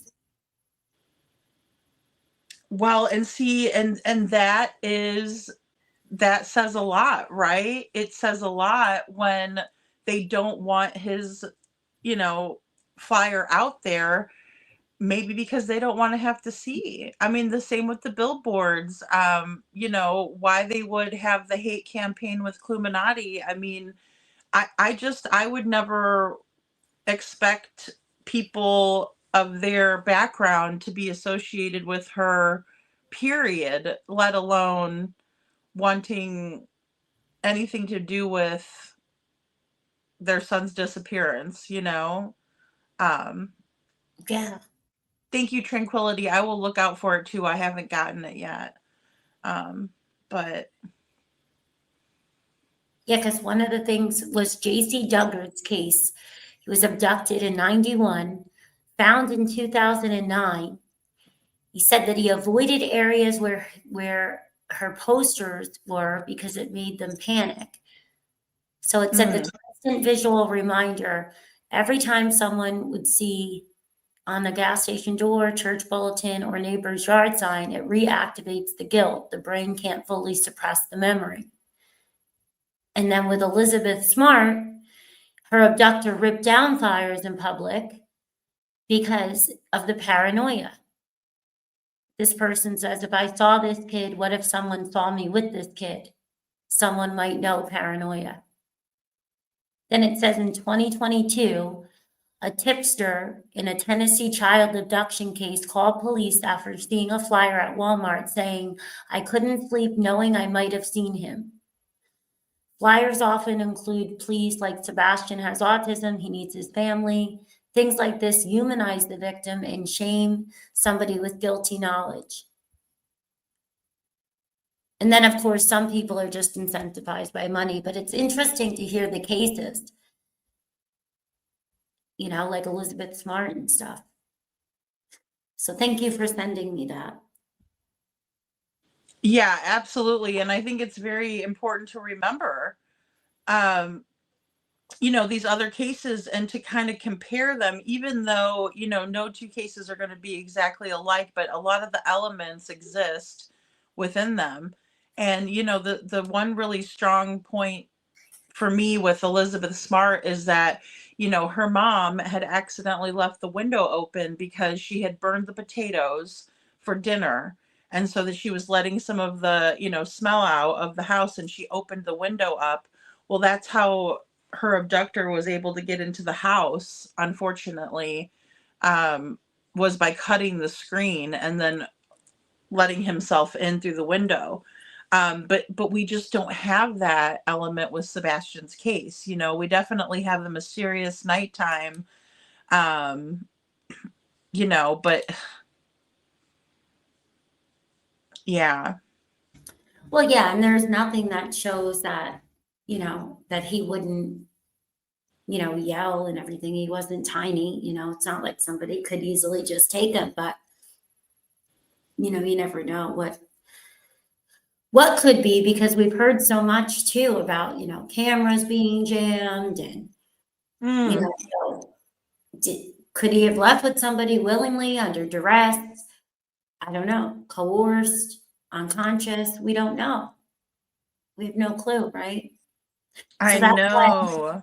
the only thing that I know that I can do at all is get his picture out there. You know, that's the only thing I could think of that can help for me, you know? Yeah, and I definitely think that's the biggest thing that we all can do, especially just with, you know, our modern technology on our phones, is like send it to 10 people, send Sebastian's flyer to 10 people. And, you know, just the way that you've you know, done that with wearing it, even wearing the bag. I mean, you know, and I will say that, you know, we were on the way over to the store today because I forgot to get a, you know, a little pipe for the costume. And Nate's like, oh, you're wearing a bag of Sebastian too, you know? And I said, yeah, you know, he said, well, I really hope if I ever go missing that people do that for me. And I mean, that's what it really comes down to, right? Is that, you know, awareness is the biggest thing that we can do. Oh, yeah, I agree. And And in, even, and then in Katie's words, you know, she says, you know, that's, you know, Sebastian could be anywhere. So, just shocking. yeah, it is. It is. Oh, It was let me check Tranquility. Give me 1 second. me see.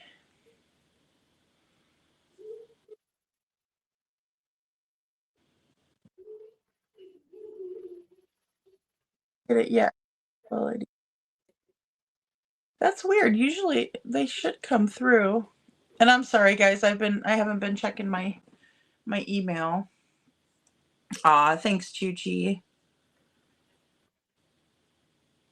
And guys, Chuchi, her husband drew a beautiful picture of Sebastian. I need to get it in a video. Um, yeah, I was just so excited to see that. And maybe because I'm live. Sometimes that happens when I'm live too. I don't get the emails right away.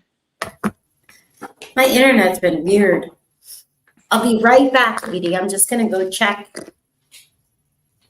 on the baby really quickly because he's laughing. And I want to make sure he didn't get up and escape. And then he's just having dream giggles because now he's walking. So we need to make sure he didn't get out of his room. 1 second. Sometimes he laughs in his sleep, you know. He dreams and he sleep laughs. Aw, that's cute though. The littles are so cute when they do that, or they smile in their sleep. Katie, don't cook. She is feeding Sebastian. Yeah, in my opinion, yeah, her house was smelling bleach Monday morning, allegedly. I heard that too. Yes, that's why I found that little background with the bleach on it, and I was like, oh, this is right up their alley, you know. Women's Warrior says, just quickly, I think Amazon could display missing posters at checkout at different every one every week or so. I think that's a really good point. Women's Warrior is we need to get more awareness out in that way. I think that would be a great idea. I don't know how we would initiate it, but I know that we were taking a look back on Michael Monkey Vaughn's case, and you know it was so interesting how they had the truckers putting Michael's missing posters on the trucks. I think that is huge, right? So, oh, great, Tranquility. Let me take a look. So, I mean, I think all of those steps are necessary in order to, you know, spread greater awareness. Um, it's just very important. Oh, okay. Let's see. No, I don't see it. It still didn't come through, Tranquility. Dang.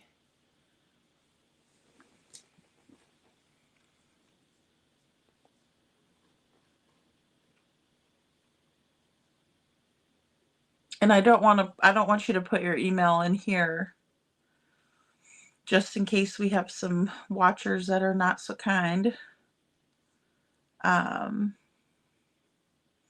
Yeah, I think so. I think you would have had a breakdown too, Faye. I do too. You know, just stepping out, right, is sensory issue. Um,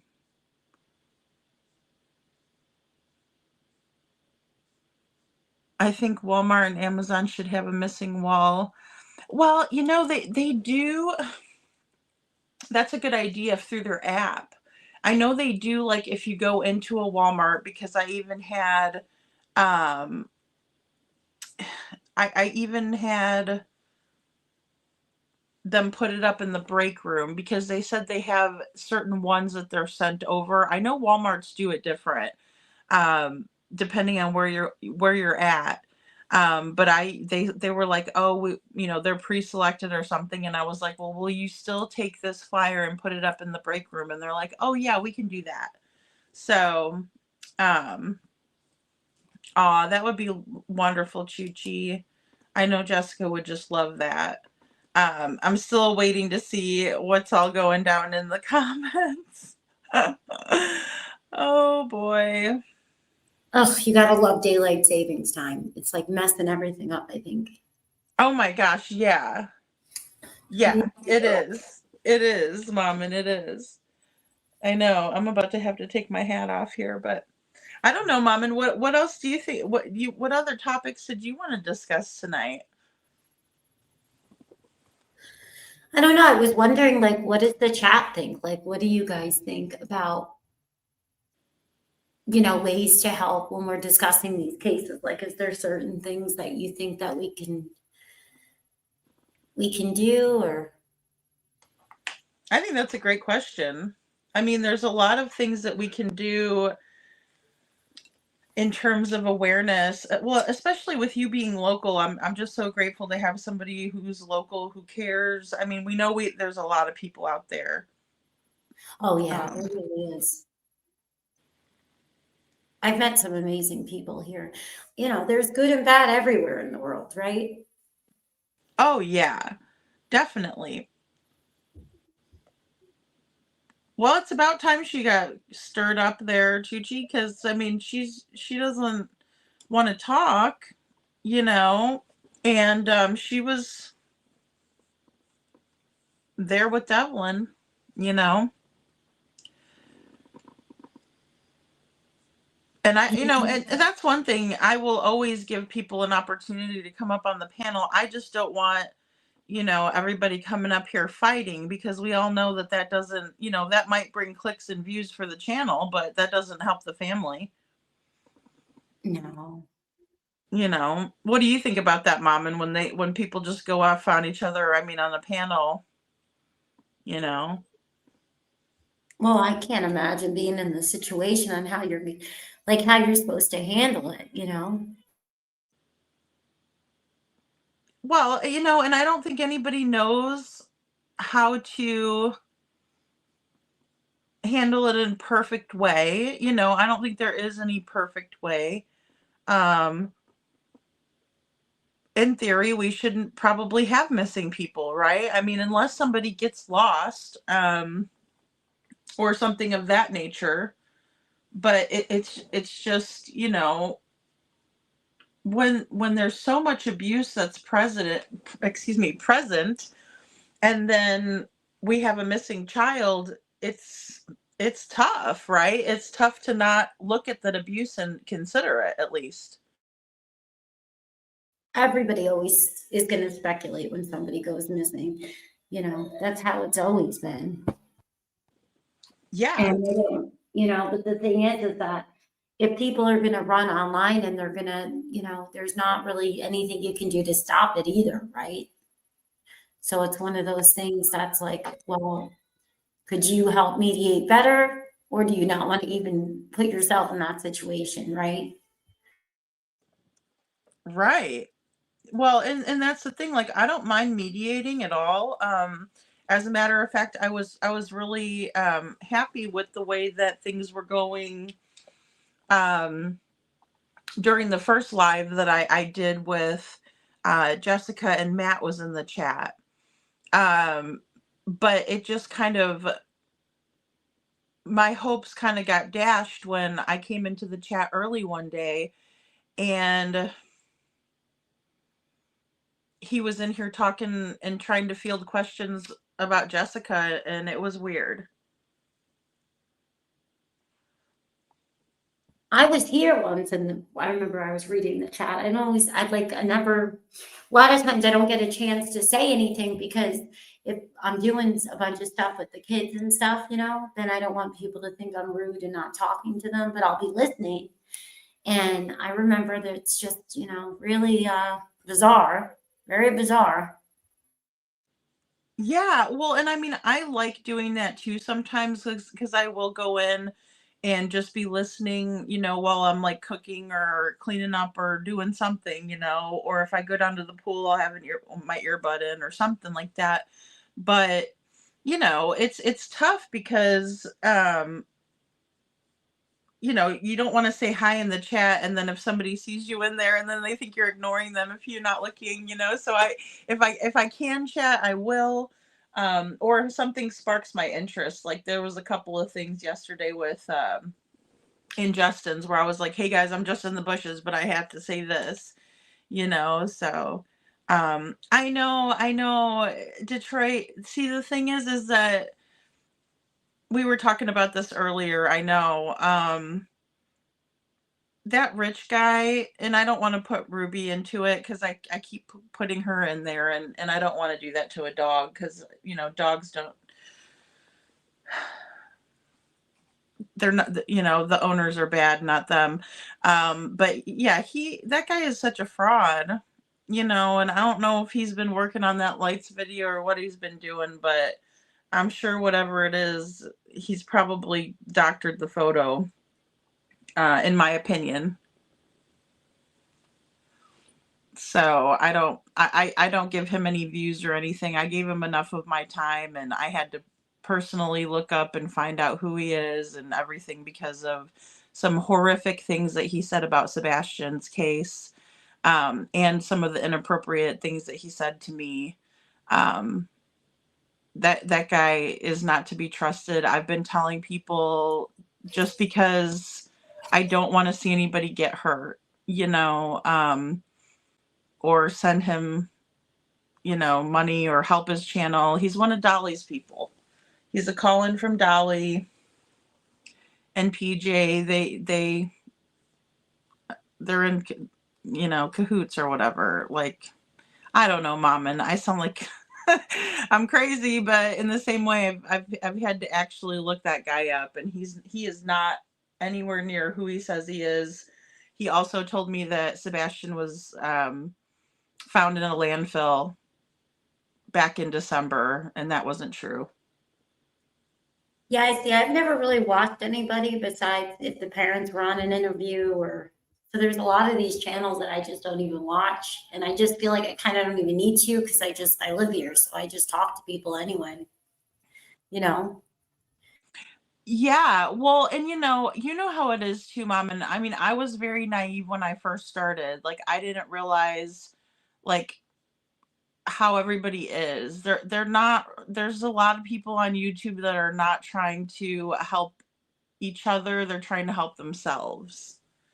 And so I don't know whether that was something, where they're like, I don't know what his deal was, why he wanted to try and work with me, but I mean, I don't know if he thought I was stupid is what what it came down to, is he thought I was stupid, and then he was going to send me a picture of a landfill that was already a day old and say that he got it from somebody in the FBI field office. Like, he's a piece of crap. I'm sorry, he is. And and then when he wants to go around and say that he has insider information, or that he's going to help the father of a little girl who was killed and her cousin.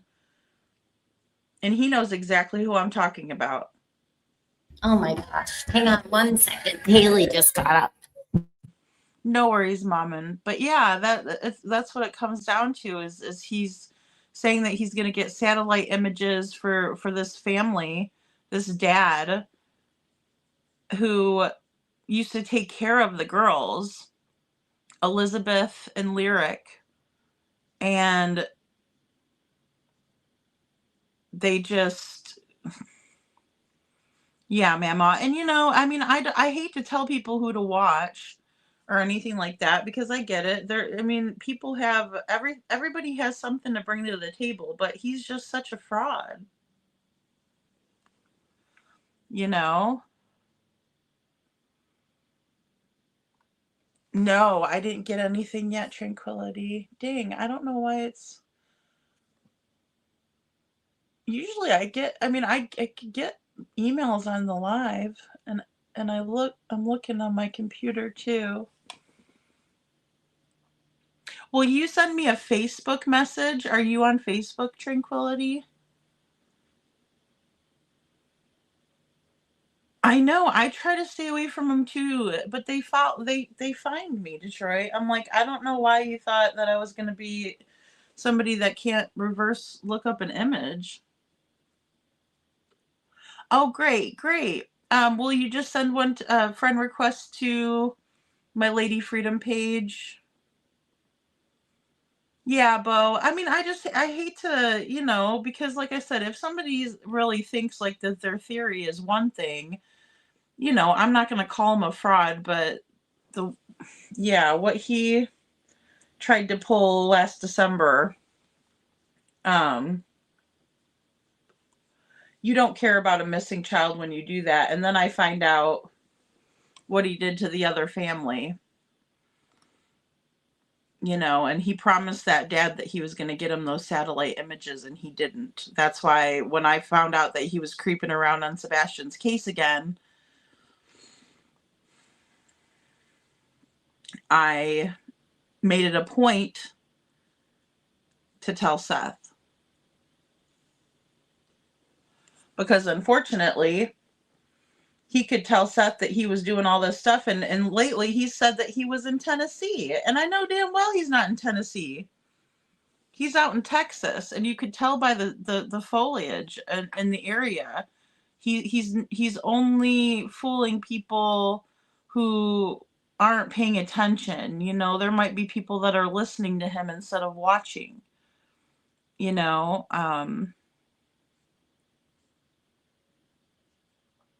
oh yeah, there's no apostrophe. Yeah, exactly. There's no apostrophe. Yeah, because I can't put that in the email. It should be under Trisha. Here, I'll put it in the chat. But you should see Sebastian's picture right on there. So, but yeah, the last live and I don't take down my lives or anything, guys. I've only had to take down one live, and that was because Forever Nikki's mom struck my channel when she asked me to make a tribute video for her daughter. That was her and Terry Lynn that did that too to me. And, you know, I mean, it's just anytime people think that you're doing good, they're going to try to take you out. And in this case, they've really been pretty nasty about it. And I've dealt with a lot.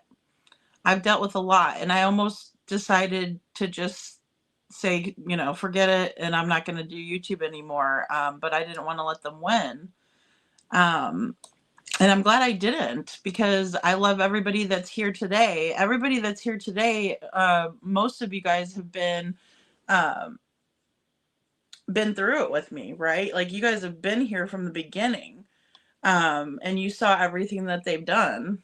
And I've been very transparent and shown receipts. Hey, Nero V. You know, and so, you know, I'm willing to do that. I don't like to be the one to be like, well, here's some text messages that somebody sent me. I mean, to me, that's boring, you know. Thank you, KJ Mack. I'm glad I did, because I was ready to just, especially after all that crap that they did to me. I was like, what am I doing this for? I'm not even getting paid well enough to do this. Like, I'm not even getting paid at all barely to do it. You know, but it definitely weeded out a lot of people. Like, I used to get hate views, right? And how you know that they're hate views is that your thumbs ups are nowhere near as the amount of views you're getting, right? And so you kind of surmise that if when you look at your analytics on the channel and stuff. So but yeah, I kicked Rich and Ruby to the curb well before the stuff with Terry Lynn happened.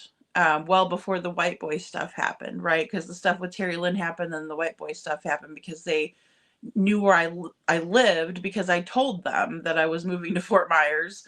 And so they sent the white boy after me with his wife, you know, so I won't, Chi-Chi. I won't. I was close though. Like, there was times where I was like, I don't even want to do this anymore. And like, even people that were supportive of me and that were like, you know, you work really hard, thanks for all you do. And like, even people that I thought were my friends, they didn't care, you know, about me. They were like, you should probably just stop, and they'll never leave you alone. They're going to keep on doing it. Well, they finally have realized that, you know, unless they want to go to court with me, then they'll leave me alone, you know.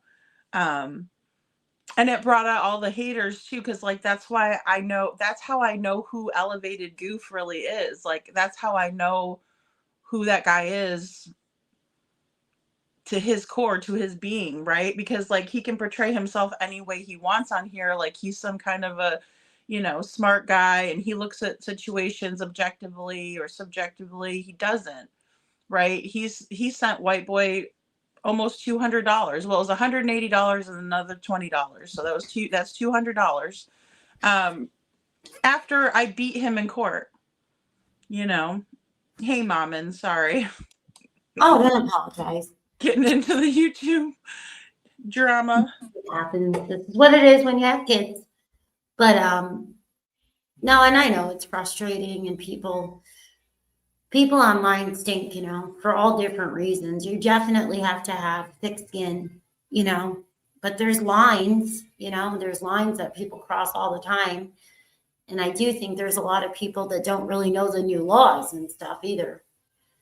And, I don't know what's going to happen. Right. Well, it is the laws, right? Like, it's like you can't just cyber stalk people, but then on top of it, if you come to their house, that's like a whole nother ball game, right? I mean, like, that was the reason why I got the lifetime restraining orders against them. Oh, yeah. Well, when people are doing stuff like that, you have to do what you can to protect yourself, But online, for me, I just tune them all out. I think you're always going to have people that are going to be nasty and be rude, but I don't think it's okay to go into people's real lives, and the stuff that's gone on. And this whole thing is just, it's backwards and upside down, because if you're supposed to be here for a common goal, you wouldn't think that this would be something that would go on, Right. I mean, and that's what's weird to me. Like, that's another thing that I was really naive about. Like, I had no idea that like people were fighting against each other so hard, like in the true crime community, like just on YouTube in general. But like, it's not, it's it's a lot of old beefs, that like I was never even anticipating being a part of any of that either, because I could have a disagreement with somebody privately and then not talk to them again and not go after them, or um you know what I mean? Like, I could just go ahead and leave it be and say, okay, we're obviously not going to get along, or we used to be friends but we're not anymore. But like, it's just a whole nother level of Well, yeah, but it's also, crazy. well, that's the thing. Some people are here for different reasons, and they make content, and they aren't here, trying to talk about the cases, right? And if that's what their content is, that's what stinks. Yeah, I agree. I agree. Hold on one second. I'm sorry. I want to look. I saw Tranquility's post. Hold on. Um, I don't have my other phone with me right now, but I do have Messenger on this one. Hold on, let me see. Oh no, you know what? Let me see if I could download it back onto this phone. Sorry, I do get rid of some of my apps on my other phone just because. And thank you, Women's Warrior and Chuchi. Thank you guys. I don't usually like to talk about it, but I know that we've been talking about like the threats and stuff like that, and I hate to be like, oh, I was threatened, but I mean, I was. I went through a lot of crap, a lot of crap, but it was worth it because it's for Sebastian, and I know you feel the same way, Mom. And I mean, Oh, yeah. you know, One of the biggest things too, like in the marketing stuff, is that, people they get paid to, they put people out there to pay to get rid of competition and stuff. It's crazy. It's kind of Hollywoodish. Oh my gosh, is that the baby again? That is the baby again. I hear him. I hear him. Hey, Justice Jane. I'll be right back. And if you have to end, I understand. Let me go see why. No worries, Mom, and you're good. You're good. I'm still having technical difficulties because I thought I had Messenger, but it's not wanting to let me download it for some reason. I mean, it should still go to my other phone though. That's why I don't know why it's being so hard on it. But don't worry, Tranquility. We'll figure it out. We will figure it out. Well, money is a big one, Chi-Chi, and I think that's one thing that we have to follow in this case is the money. Is the money, because there has to be, well, there just has to be more than one involved in Katie, because I know she holds the key, but it's also a little bit more to it, because there's no way that she could have gotten him out of the house herself if she herself never left the house. So did they pay someone? You know, is there some lowlife somewhere that knows more? You know, and I think that that's a very strong possibility. I really do. Especially if he didn't make it home, which, you know, is a strong possibility. So, it just is. It just is. Let me see too, because I do have a Facebook Messenger on here.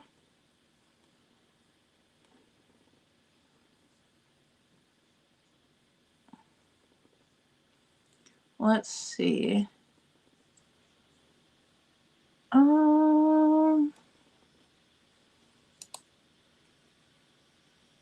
Okay, just bear with me here.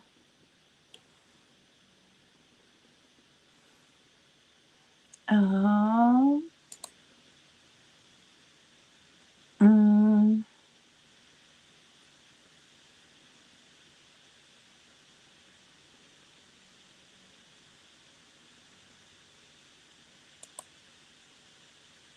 see, I don't see you in here for friend request. Hold on. Give me 1 second. Hey, Heather, good to see you. It says it didn't go through. That's so weird. Because I'm in my messages. Hold on a second. Let's see.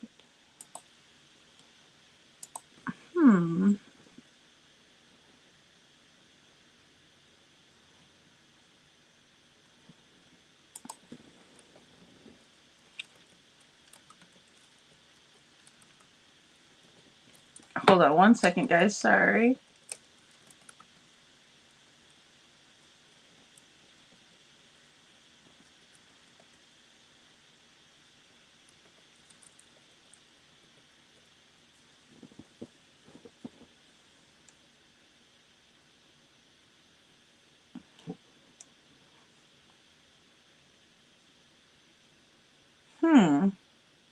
See, I'm not finding you. Dang. Usually it just goes right to my it just goes right to my friend requests. Like, did you request a friend request on there? Hold on, let me see. I could send a link to my page. I think. Let's see. Hold on. Let's see. Post. No. That's not it.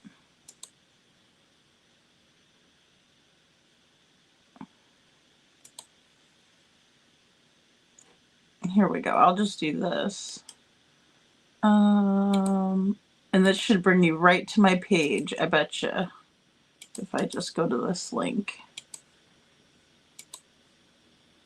And there we go.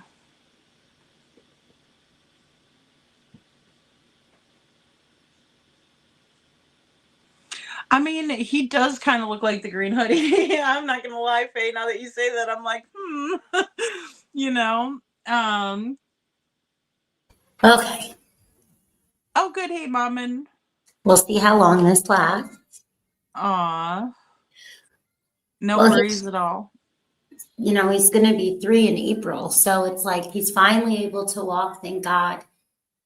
And, you know, he can't walk like normal yet, but, you know, I'm sure in time. But so at night now, if he gets up, he just, you know, he wants to go, go, go, go, go. Yes. No, Oh, totally. I'm sorry. We have to sleep. Aw. That's so cute though. But yeah, I'm sorry that you went through so many things. I think for me, it's just, when you're talking about a missing kid or person or an active case and stuff, it's when the people are going on about things, in the cases, like telling you somebody was found or that stuff. I can't understand, like, ethically, like, why people would do that. It makes no sense. I think a lot of it does have to do with that main character syndrome though. Because we've seen that a lot with people where it's like they just want recognition, but I mean it's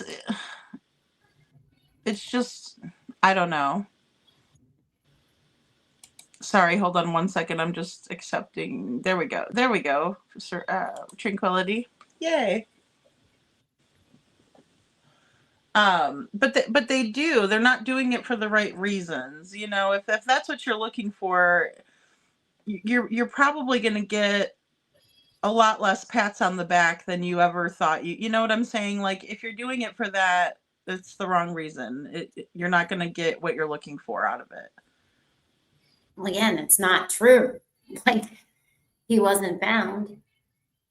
Right. But I do think that like some people have more guilty knowledge. I do. And that's got to be, coming from a place of, where somebody has told you more than they should have, about what they know. And I think that, there's one Elevated Truth Live that he was about to go on and talk, and everybody came up and kind of bum rushed his channel and his live, and so. Well, yeah, and I agree, KJ Mac. But the thing too, like I see in this though, is that if you're going to do what you're being directed to do, if you're doing it for somebody else, like say, Chris, for example, right, on the Duchess thing, she was going over notes at one point and she was like, you said you wanted me to clarify some things. So it's like, okay, so then therefore they're just doing what, in my opinion, what they're being paid or told to do, right? So it's like, what a mess. What a Oh mess. yeah. Oh, totally a big mess, it's a big mess. It's like if it's a parent that's wanting you to plant distractions and stuff, that's like absurd to me. It is. Or just, being mad about the flyers and stuff is weird to me. Like I would be thankful. So it's just a weird situation we see. Very convenient chaos, exactly. It is. Well, and I think with all that chaos too, I think it is, yeah, they're trying to kind of control the situation. So, I mean that's always a big red flag to me. Because why would you be trying to control a situation rather than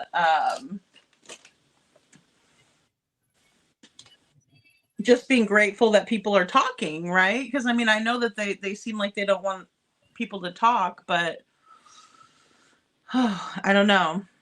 It's just weird. Well, one thing's for sure, people that are coming, and you listen to LawTube and you listen to a lot of the other, true crime channels and stuff, they don't do drama whatsoever. So if you're trying to really find your son, like they presented on, America's Most Wanted and stuff like that, you would just think the last thing you would do would want to be around drama, let alone a new genre called drama. Oh, I know exactly. I know that's it too. And the Krama people are not who they say they are either. Like, it's not like you and I just coming up here doing our thing, showing ourselves. They don't do that. They use an avatar, they use AI voice that, um, there's nothing creative or original about them. They use all of that stuff. um it's just so, it's just odd to me, that they have people that would actually support that, especially in a space where we do have real life drama going on. The drama is the missing child, right? Like that's the drama part of it. Well, now, yeah, that's what they kind of turned it into for a bit. But a lot of these other channels, right, they weren't even there for that. I don't know how they all do it and they got involved in it, but it's a completely different, realm that you just, the last place I would be going for an interview, would be to anything like that. That would be a sure win for my story not to get out, in my opinion.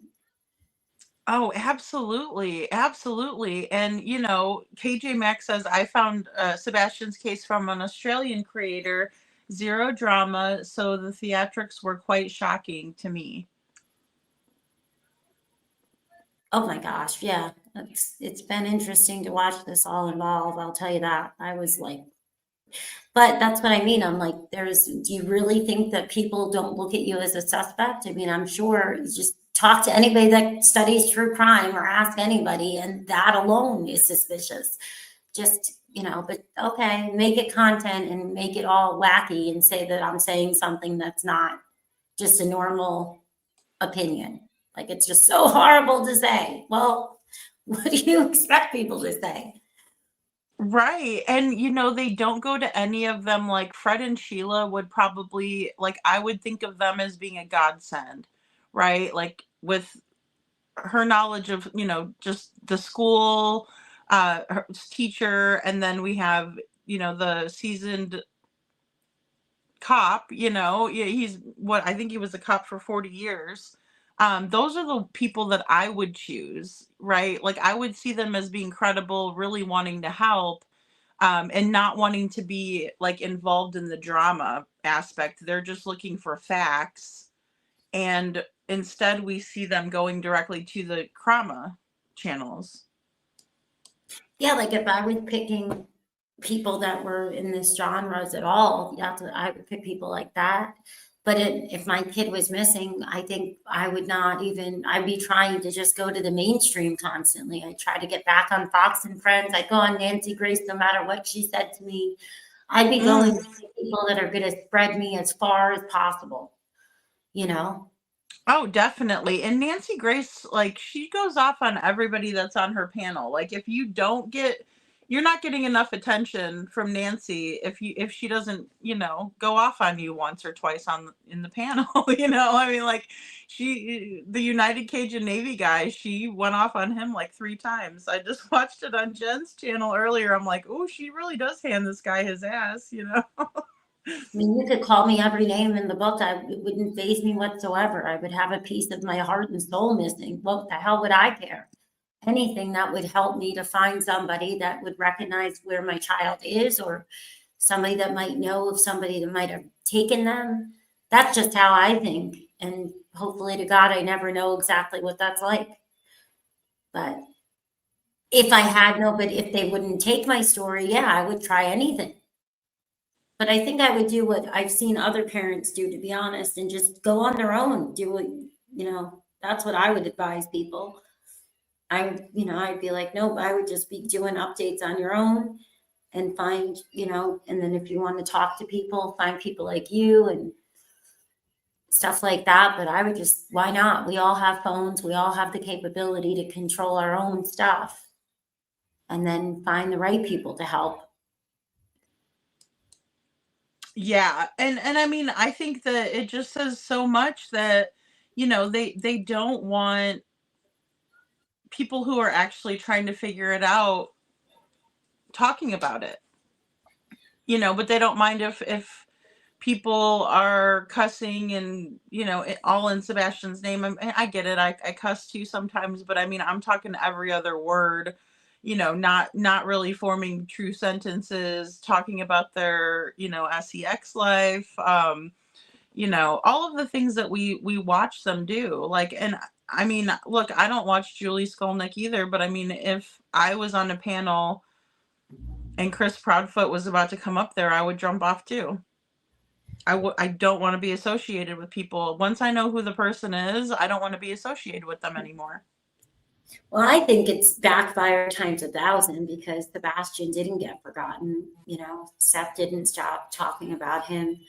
Nobody stopped Laura Lodge. You know, so many people did continue to look into things. I think, if anything, they brought more, you know, more attention, more people that even maybe weren't involved in investigating, but they are zoned in because it is such an abnormality.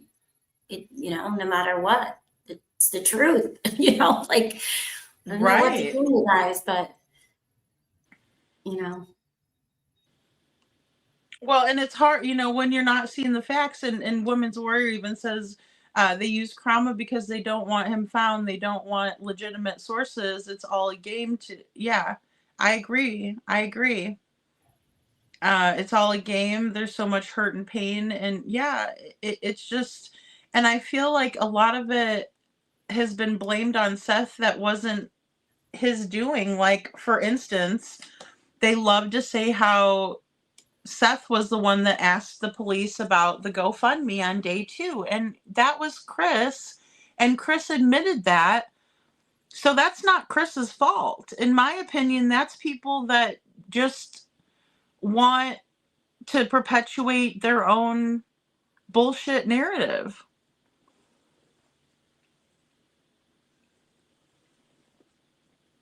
yeah, it's interesting, that's for sure. I don't know why they did that stuff. It's Well, doesn't make any yeah, it makes no sense. It's like, well, why are you trying to rewrite what happened when we have your friend, your guy, the one that you're supporting, is saying it himself, you know? Well, when I saw the clip of the dressing up as Seth and stuff like that, I was like, you know what's going to happen? It's going to, you know, it's going to be one of those things where we've heard it with other cases where they're going to take people in. I think it's 90 days they can hold you in Tennessee. And then you're going to be asked to produce Sebastian or something, like, because there's no way that people are going to keep letting that happen, in my opinion. I just don't think that you don't act like that, you know, and think that you're not getting investigated. That's just my opinion. People are like, oh, no, that's not possible. I see it opposite. I think it is. I mean, we've seen case after case after case where most of the cases are built without physical evidence. A lot of the cases that we've had lately in the last decade. And they're all kinds of circumstantial stuff because people are making themselves look really suspicious, you know? Yes, absolutely. And they do, and the way that they go out and talk just on their own, the tactics, and I do think that Sebastian deserves better. But Chris will always say things like, oh, let me make it crystal clear, but none of it's clear, aloha JH.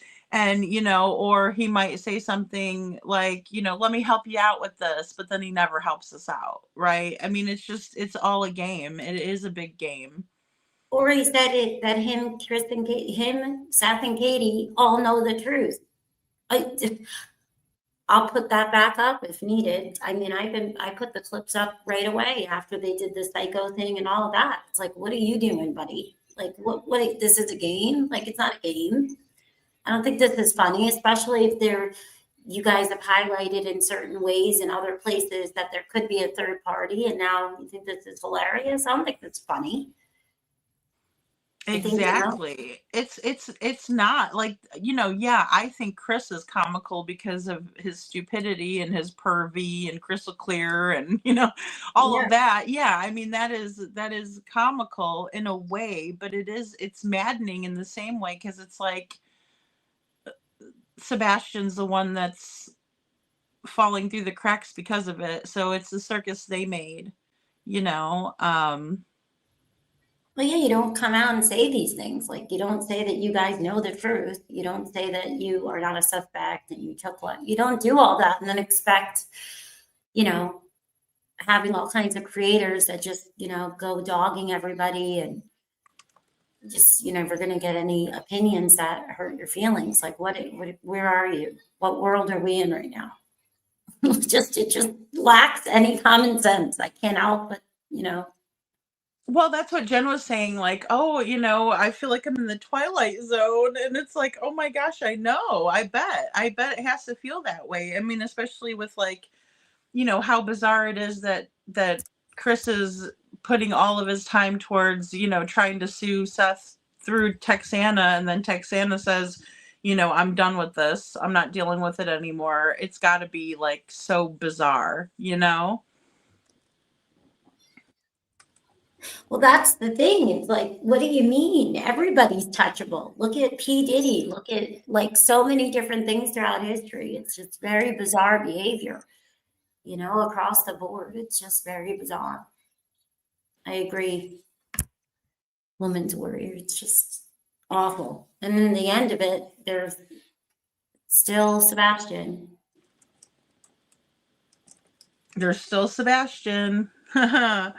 And he's still missing, and none of us know what where he is, and law enforcement of course is keeping tight-lipped, which I mean I do agree with them doing that. I do. I mean, it doesn't even matter whether I agree or not. It's what they're doing. But I just wish that they would, I mean, I was pissed enough about the whole recent FBI release, but that was because it was mostly written by the TBI, in my opinion. Excuse me, Sumner County Sheriff's Office. So, Yeah, it was different. Definitely different. But that's why I'm like, well, you would think mm, that they would speak up on that, but I'll have to find it and send it to you because I did. Somebody sent it to me and he was on, I think it was QB's panel for a little bit right after um, there was all kinds of stuff with the elevated guy, that whole big thing, like a month ago. oh yeah. It was right after that, and because they were talking about that, and then there he was, and I'm like, oh, not a word about the FBI thing, nothing. Okay, but I didn't listen to the whole thing because I did. It's pointless, in my opinion. What the heck am I gonna listen for? Like you lost all credibility with me because you damn well know I didn't do any of the stuff you said that day on that panel. So I know that is so weird that they, and if that was really you behind there, I just know for a fact from even watching the little bit that I have of them that they would have, made it a point to show of who was course they back wouldn't there. put me up. Yeah, they would have put you on blast, but the fact that they didn't shows that they're liars. You know what I mean? And that's the thing that gets me about a lot of this stuff, because they don't have the proof, but they still have people that are like, "Oh yeah, I'll believe that," when really, I mean, But you'd like to believe people. there's a lot of stuff, that people use now, right? They fake the text and they can even do voice stuff. And just from us talking online, it's not easy. It's not as hard as it used to be. It's gotten pretty easy. The programs and stuff aren't that expensive. So there's all kinds of fakery that can go on. But one of the things with this that's always gotten me is like they really think that if something's erased, then that's it, just rewrite history. And I'm like, no, nothing's erased. You should have really paid attention to these communities because everybody realizes really quick to download, screen record. Yeah, really. I mean, I mean, that's why, I just kind of keep it up, and that way, don't get me wrong, my beginning lives weren't the best, right? I was still learning and everything I was stumbling through, but I would still rather have them up on my own accord so people can go back and watch it, and I agree, Faye. Seth's a lot stronger than I could be. Detroit's asking, what do we think about the cadaver dog hitting on number 10 storage unit at Beach Storage? Crime Time Buzz covered it earlier. I don't know. I haven't really heard much about. I've heard rumors about it, but I didn't hear much about it. what did they do when that happened? Like, did they call Ellie to come out? Like, I don't know much about it. Yeah, because I've never personally, and I know Jen was talking about it earlier, but I've never personally heard that they actually, like, I never heard the cadaver dogs actually hit on anything. I mean, like, to the best of my knowledge, I'll have to go listen. yeah, I'll have to go listen too. Like, I'd like to know, um, what's being said, because I think it's interesting if, but I don't know. Because it's been so long since, I mean, and I know Chris is coming out with new information talking about how they hit some dogs. I don't even know if they were cadaver dogs or not at this point. We're over on the dam. Hmm. The best of my knowledge, I mean, there's a way that Katie could have, taken that road home and been over by that dam herself. Although I just don't think she had enough time. And she would have had to weight Sebastian down with something. Unfortunately, I hate to say that, but Well, a lot of those spots too are just like, they're kind of like pull off points, right? It's like where teens used to go to kiss or make out, or people go to, sell a rug or something. And so I don't know, did she drop him off to somebody else possibly? right. Or make him get out and walk? I mean, I just think there's something about the way that they discussed that night that always makes me question if he just didn't come home. And since we don't have any elaboration, right, from them, from LE, we don't really know. Like, is it just a recording that you're going off of? Because that's what it seems like Seth was under the impression. And so I don't know. Or did they know he really got in the house? They just don't know how he left. That's possible too, if jammers are used and stuff like that, right? So it's like, I was wondering if they hacked into those people's on the corner, the flashlight video people. I was wondering that myself because it just seems like I don't know. Like, because their cameras were hardwired, so I know that you can only jam up a Wi-Fi camera. That's what I've been hearing. 'Cause I know you guys talked about it with Canine Jewels a bit too. We did, and they never found a scent that led to Sebastian was the one main thing that we talked about. You know,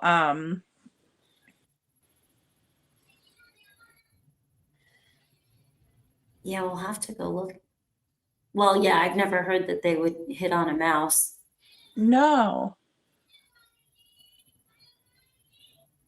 But it's just like in the other case with Monkey Vaughn, they were saying that cadaver dogs hit on poop, which is like they don't do that, right? They're not trained in order to do, and what good would that do? Yeah. You know? Hmm. A stoplight exchange could explain it. KJ Mack and a lot of those stoplights don't have cameras. There's sensors, but there's no cameras on them. Yeah. Right, Mom? And I mean, I'm trying to think back because I wasn't recording all the lights and stuff, which would have been that would have been a good thing to do is go back, from the Texas Roadhouse. But we still don't even know what route Katie took home. No, but we could do that from where we are remotely too, because they have that app in Tennessee that shows you all the traffic cams. Oh, that's right. That's right. I think Perfectly Imperfect Boy Mom showed me that. That would be cool if we got together and did another live. Like, we should invite Jen up and do like a live panel, looking at all of those. That'd be really interesting. I think people might like that. Oh yeah, definitely.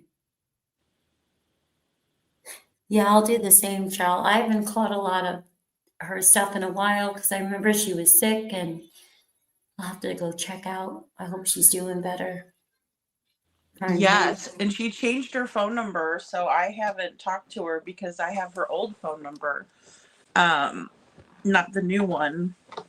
Yeah, So, you're it. Beside, I think you're the only creator that I speak to or have contact with in this well, whole in this realm of trauma drama or true crime. You're true crime. I don't call you trauma drama.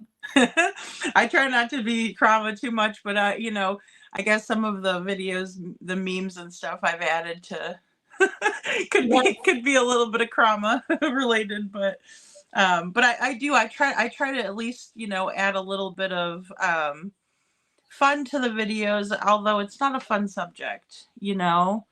Um, yeah, I did see that too, Detroit. Yeah, yeah, which was really cool that Silvers went out and searched. You know. Well, that's the thing, like, too, is like, I've said to people, it's not that I think any of us even remotely thought that there would be drama like that, but that's unfortunately what has tied to Sebastian's case. It's just the way that it is. It's sad. It But is sad. when I do content, I try to be the same and not make a joke out of when we're talking about something serious. But also, it's like I'm stuck in this algorithm and I have to live here, and I'm like, these people, like, it's hard for me not to say stuff back because they know that they're tanking the channel. Oh, And yeah. it annoys the heck out of me. Well, and just being stuck in the algorithm is tough, you know. Um, it just is, because it's not a place that we want Sebastian, but it's also not a place we want to be either in terms of, how we're associated, because I would rather be a part of, the you know, algorithm with even like Chris McDonough, in the interview room or something like that, which I mean, I think I kind of am, but not as much as I'd like to be. Or, somebody like Stephanie Harlow. I mean, I know she's had like personal drama more so than internet drama, but I mean, that's life. So, Yeah. and he does deserve to be found, Mama. He does. Oh, absolutely, Mama. Yeah. I mean, no doubt about it. And I think it will take us going back to the beginning and looking through those, and I know it's a tedious process, but also just checking out where there could have been a handoff. If we're to believe that there was no 3 a.m. light video and the police are telling us the truth, then let's work some other theories in the meantime. I don't see how that would hurt.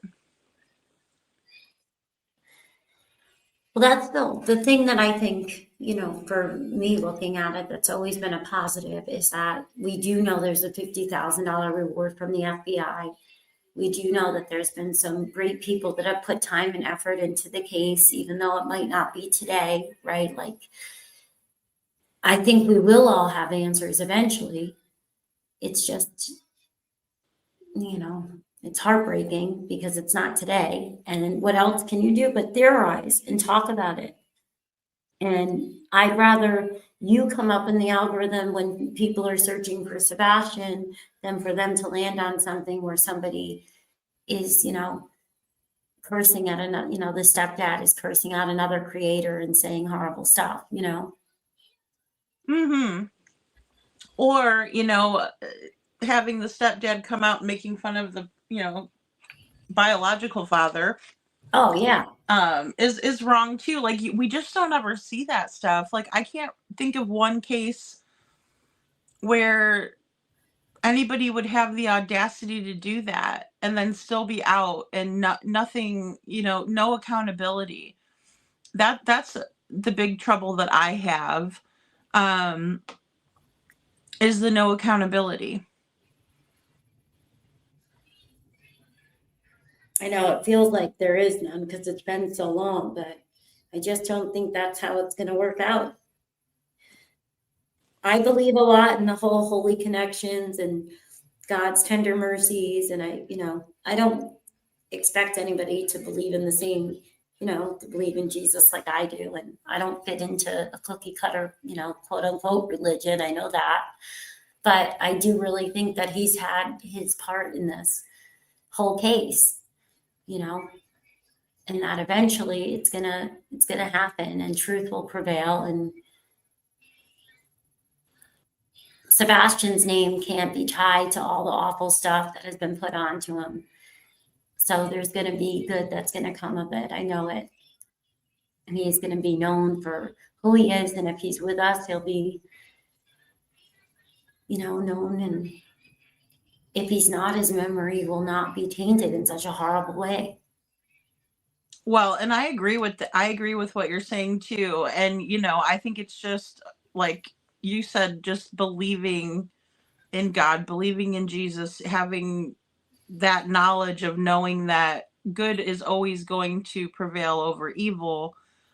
And that's really what we're seeing in these cases. I mean, that's all I could think about was Michael Monkey Vaughn. It's like that's all I could think about was that these people are pure evil, and I honestly think that Chris and Katie are pure evil because they wouldn't be getting off on what they're doing if they weren't, right. They would have a conscience. At some point Katie would have came clean. At some point Katie would have started telling the truth. They don't have a conscience. They don't I mean, and the people that are their spokespeople, I don't know what we would call them, but just Clue and Cletus for one, they put up like they put themselves in as devils. I mean, I get some of it again is like a shock jock, you know, thing where they're trying to shock people, and the more that they, act bad, the more that they're going to get recognized for it. But again, at a certain point, I just can't believe they don't look at themselves and see that they're not helping. I mean, they're just and it is. It seems like one of the most ultimate battles of good versus evil that I've ever seen. You know. Well, that, and I was thinking too, it's like if they did, I don't know how to say it exactly, like if they did make an agreement, and then they're stuck, because I know that a lot of times when people are in a contract, like you have to, and I'm not saying they're in a contract, but you can't do your own content. Like you have to do whatever you're told pretty much, And I'm like, I always Right. wonder, like, is that what happened? And we'll learn about that one day. And, and then you're just completely stuck. That's it. Like, that's who you are now on YouTube, like, but at what point, I mean, I don't know if I could, I don't know. I don't know what I would do if I was in a situation like that, but I would think because it's an active case and they are suspects just by default, that you wouldn't have to be held legally to that. I always want to see the good in people, and try so hard. That's I why I don't know. go back and No, watch I and then have have to too, Mom. listen. Oh, Yeah, I mean, you do try to also empathize with another human, like just the for example, it can be hard to be in a blended family. So if you put yourself in Chris's position, he's a stepdad to Sebastian. I call him a stepfoot because, we have evil stepmothers out there. Well, we have stepfoots too for stepdads that are evil. In my opinion, he is. He liked to control Sebastian. He liked to make fun of him. His family made fun of him. They would even talk about Sebastian in the break room, according to one of Terry Bowersox's old coworkers, that he would even talk about this child. Like, I don't know anybody who does that. Like, to me, that's like completely out of left field. And, to even fathom it. I can't think of one child in my family that I'd ever talk bad about in the break room. I might be bragging on them like, oh, they won a soccer game, or oh, they're just so cute, and I might show a picture to my friend or something. But that's not what they were doing. They were calling him, again, the R word. Well, I agree. It is shocking because if anything, when you're talking bad about them, you're talking bad about yourself then because you are your child in a lot of ways, right? We mold them into the little people that they are. And if they're going through hard times and they're exhibiting things that we, you know, feel like we can complain about, then we're the ones that need to find a way to help. They definitely modeled our behaviors.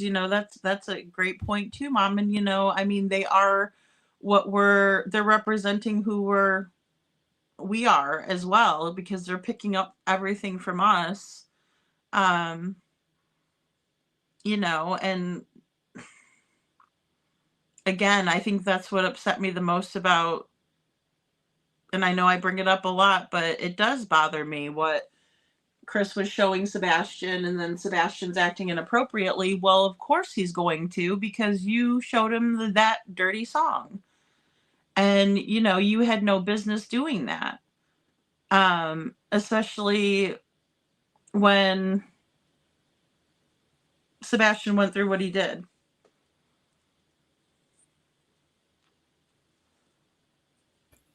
It's horrible. Well, Women's Warrior says it's another level of hatred and depravity. Targeting him is absolutely bizarre, in my opinion. I agree. And him saying, Aunt Melissa, stop it. I mean, he was being bullied at his own birthday party. And then to what your point was earlier, Mom, and when you were talking about how, just his voice changing and things, like we could hear that in that same video later on when they were playing the game, and he was talking with the teammate, or the other girl that was playing, and he said something like, you have to get this much or something like that, and then Melissa scolded him. Yeah. You could tell his voice had already changed, Well, or it was in the middle, maybe. yeah, like I have two sons that are older now, right? I have one in the military and one that is going to be 15. It's night and day. And sometimes it happens really fast, right? Like they were saying during the summer and stuff. But we weren't looking for, a kid that had gone through the hormonal phase, that his whole appearance looks so different in Texas Roadhouse, and even from the birthday video, from what I can see in a way. But from everything that was out there in the beginning, it was just like, what in God's green earth? Why? It's like, why wouldn't you want us to know what he looks like?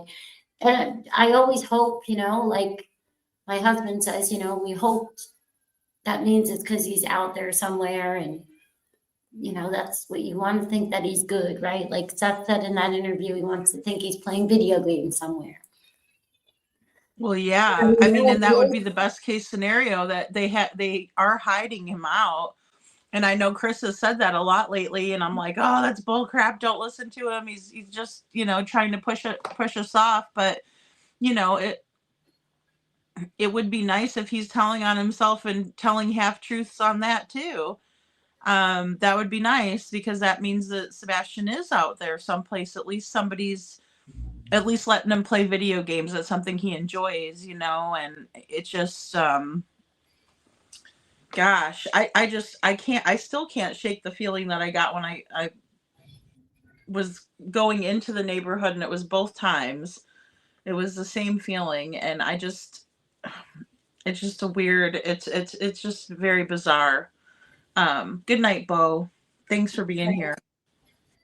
Well, that's the thing, it's like you would hope that's the case, but it's hard to believe that, because that somebody's going to end up going to jail because it is a crime. Remember you guys talked about that. I think it was you wasn't it with you and Canine Jules? Because it is actually a crime, and there's been a lot of misunderstandings that it's oh, it's nothing. It would be like a misdemeanor, right? But no, it is. Like, it would be a big thing. It wouldn't just be, you know, Yeah, that was the one that we did with Don B too. So it was me and well, it was me, Jen, Don B, and K9 Jules, and we were all speculating on that very thing. Like, hey, if say Sebastian just shows up when he's 18, right? And in some places, even 17 can be considered an adult. But either way, if he shows up, anytime, but they keep saying 18. That I'm talking about Chris Prodfoot. But and some of his supporters, it's still a crime. You've still concealed this child when he had just turned 15. So in my opinion, they would be in trouble for a lot of things. I mean, lying to the law, false reporting, just a whole bunch of things that they could just slap them with. And it reminds me of like what Sherry Papini did, or what Carly Russell did, pretending like they got kidnapped, but they didn't, type of a thing. well, yeah, I mean, and I think obviously, like, they would utilize a lot of what they've done, right? I would think they would. I don't see how they would be able to pretend that they weren't aware or complicit because of all the behaviors. I just don't think that would work.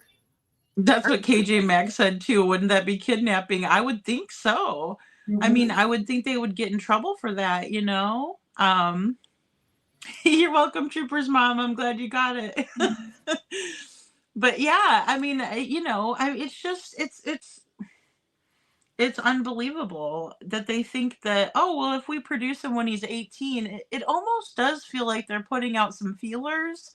But then again, I almost feel like they're still pushing it off. Like, maybe people won't talk about it anymore if we tell them that, because people will at least think that he's going to come back at some point. I don't know. I don't know. It's hard to tell what they're thinking.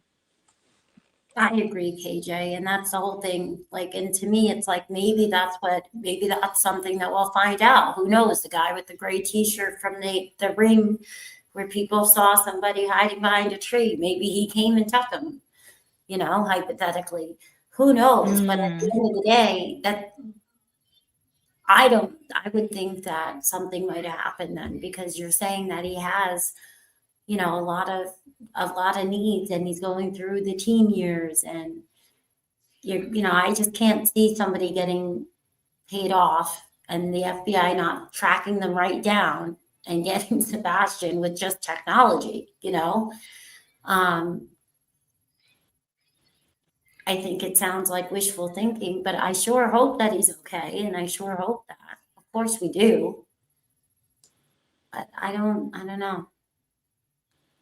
Yeah, I sure hope so. I mean, that would be ideal, Hey, Chow. I mean, it would be ideal for us to just know that he's going to be back one day. Um, I'd really like to believe it, but it's hard to believe, especially when, some of the other things that he has stated has been, well, he's got to be out there dead in the woods, and if he's not there, then he's going to need a lot of help. And it's like, what? Yeah. Yep. No, I agree. Deliberate, though. I agree with Tranquility too. I mean, it seems very deliberate that they're trying to hurt Seth and make him suffer. Oh my gosh. It's just, I can't understand that. Yep. And Mama says, talking about all the psychological help he will need. And he did bring that up to Fred and Sheila in the October call of last year, October 2024 call. So, Yeah, I'm reading the chat. Hi, Chow. How are you? I know, I love that picture. It's so cute. So old doggy. Oh, what's a little kitty cat? Oh, oh, I can See? see now. Oh, it looks like she's smiling. She or he is smiling. I know, right? It looks like she's is so cute. I love kittens. Like cats are just so cute. Um, yeah, Oh, things yeah. appear. Yeah, yeah, I agree with that too. KJ Mac just saying the things they say appears to have the intention to cause harm. Well, I've always thought and hoped, that there'll be answers and that it could just be, a sealed indictment somewhere or who knows. But like I said earlier, when Chris talked about the cell phones and things like that, and I'm always, thinking, well, you never know. Maybe there is a much bigger investigation and we will all have answers. Most importantly, obviously, Seth and his parents. If Katie doesn't truly know, or I mean, I can't imagine, but That's what I'm talking about. I mean, I'm thinking, well, especially if that warrant was sealed, which, I mean, it would be smart if they did that because once the public knows, we're all going to be like, "Oh my gosh," like we are. So I can see them keeping it quiet. And then the sealed indictment seems even more likely with that information, if that information is true. have a great day at work. Yes, KJ. Yes, I know, Mom, and I guess we should probably get off of here because we've been on for a while. But I always love having lives with you because you're just very knowledgeable. You remember a lot of the stuff in the beginning, and you had a different kind of perspective too. Um, I saw everybody talking about how they got into Sebastian's case, and it's like all of us kind of, got into it in different ways. Mine was Pascal, how I started following his case. So Well, that's what I think is great about all of us being able to talk and stuff because it just shows how different things can appear, right? And how we can hear different bits and pieces. And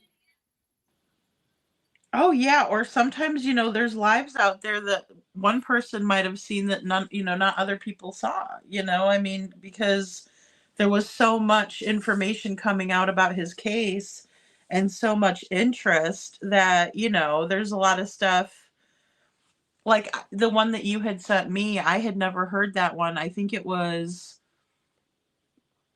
Barbecue Lady, was it? It might have been Barbecue Lady. there was Barbecue Lady, and that was her name Tammy or Cammy, okay, yeah. Like I never heard that one. Girl, I never heard that one until I listened to it. well, That's did how I you was hear like, "Oh the wow, Chris is search and rescue for Tsunami, but he can't go look for Sebastian. What the hell is that about?" Yeah, there was nothing. I don't think the whole thing I heard, I'd have to check, but I think that was the one that was kind of like, wow, like 99.99, if not 100%, not about Sebastian. The whole thing. And oh my gosh, and that's terrible, isn't it? It's like It's like an hour. it's and I think that's why it was so hard to get through because it really didn't have very much about Sebastian in it at all. It was more talking to Chris, and I don't know if they're trying to get us more comfortable. Thank you, Chow, for the gifted membership. If you got a membership from Chow, make sure you say thank you and welcome to the Dragon Tribe. Um, Aw, thanks, Chow. This little cat is so cute.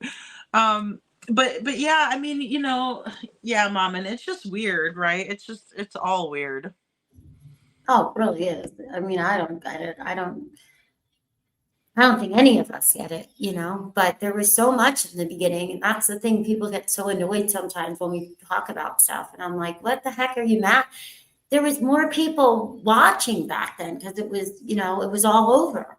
So there was a lot of people watching compared to like nowadays, and I'm like, you really think that nobody else remembers but me? Like, oh, let's just shut her down, shut her up, get her away. Like, Yeah, really. I mean, look, and the thing is that's so funny is that we're like smaller channels. So, we might have like 100 people, or I think the most I've had was like 200 in the chat. And yeah, I've had a lot of views on videos and stuff, but I mean, for the most part, I'm not reaching the type of audience that some are, but they're just so worried about us. And that's why I thought it'd be funny to do We're Your Worst Nightmare and you show Sebastian's flyer and I'll be the Yeah, detective. I had it taped on me. I had them taped on me, but it wouldn't stay on this fabric. But no, what I always, I'm like, you realize, like, God forbid if you were worried that it was could lead to evidence or something, which I highly doubt because it's on the internet, but you never know, right? I'm just hypothetically speculating. Why would then don't be mad at me because Nancy Grace, Dateline, God knows who's sitting on it all. There was a ton of people that watched it. So what do you think? It's all somewhere, but it's definitely with the investigators. Like, come on, Oh like yeah. And I mean, I'm sure they just love listening to all this crap on YouTube. Like I'm sure it's not their cup of tea, but they have to listen for it because like I said, there's just too much that goes on here for them to pretend like it doesn't. I think that's why I was upset with Craddock in the beginning, but maybe he's saying that in order for us, for them to feel more comfortable and then just keep on, like you said, doing the tours. But then again, I'm also like, come on, let's get it going. anybody Um, that is a suspect or a person of interest, they're going to listen to them. So, of course, if there's a parent somewhere or an immediate family member or somebody that they think could be, a suspect, they're going to dig into you. That's why Elevated Goof, when he did that, that was really low. That was a low blow. Like when he did that to me in September, that was not nice. Like, no, exactly. Well, I know, and leading them on that's a wild goose chase. but he's like that, but he is like that, and I know just from personal experience dealing with his crap.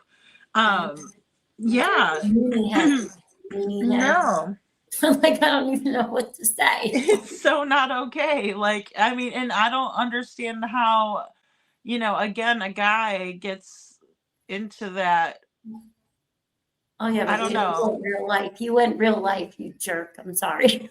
Yeah, well, and it's like he wouldn't want that done to his family, so why would he do it? No, Especially, it's he want weird. his It's name so out. He weird. doesn't even use his name. Yeah, no, no. And it's just, but I agree Everybody with what you knows were my saying name. earlier. It just shows us who people are, That's and what it I just always. kind of brings it out. Oh my God, I know. It just annoys me because I'm like, you probably are just a content creator, but that was a jerk move. Um, but it's funny because sometimes I still get those weird comments where they're like, I know your name. And I'm like, yeah, because my name wasn't secret. It's just everybody always calls me Cece. But yeah, my name is Charity Ann. Like it's not a secret. It's not like I'm not hiding. You know, No, mom, and they said I was in the witness protection I program, and they tell know. this to the Canadian people. And no offense to my, because I love my Canadian people in here. I just love Canadian people. You guys are, they're just fun people. But it's like no, and then they're telling this poor people in Canada, oh, Lady Freedom says she's in witness protection, and I'm like, do they not just tune into my show and see me? Because I mean, now I use my avatar more often, but um that's because I've gotten too comfortable, but it's also podcast style, and I realize not everybody's watching, so I um do it because it's more comfortable. Like, guys, you don't need to look up my nose. But they said I was an AI. I lived in my car. I was homeless. I was only here oh because I Lord. wanted to be famous and I wanted money. But then I don't make content. I didn't monetize. I wasn't asking for money. So I'm like, what else are you going to call me next? I How made you about you just take the monetize. I was like momming it up, and you need to monetize. show? Well, because I mean, it's just a lot of it's a lot of work. I mean, even just like listening through a lot of this stuff is just it's taxing. I can't explain it. Um but I feel like I'm always going, go, go, go, go, go. Well, it's okay because I'm monetizing. Well, I monetized, but Griftmas is coming. I do have Oh 3 yeah, kids, Christmas. and Oh no. since I'm the psycho of the new area of this area now, I can't even get a good damn job, right, Earl? So we're gonna Chris a lot. I'm gonna have him come on, he'll do some strip dances. Oh, he's already naked. Damn. There you go, Mom. I love your skeleton in the background too. That is so You know cute. what? I got him tonight. Earl. You know how much Earl cost? You gotta get to Walgreens, everybody. Earl was only $7. Oh, no kidding. I love Halloween, like doing that. That's how I got the mask. And And he's a the good poser. Cruella, and I was like, we'll put that with the giveaway. He's supposed to be a full-size posable one, and he seems pretty good, but it just He's shows you the tall. market. Like he looks like he's as tall as you are. Yeah, he is. Oh my He was gosh. $60, but I got him for $7 at Walgreens right now because they clearance out I tonight. love the ghost lights. Yeah. Well, I was trying to That find was a me way of yesterday getting at people. Walmart when I was on the phone with you. I was like, "Oh, I'm hitting up," but they clear it out quick here.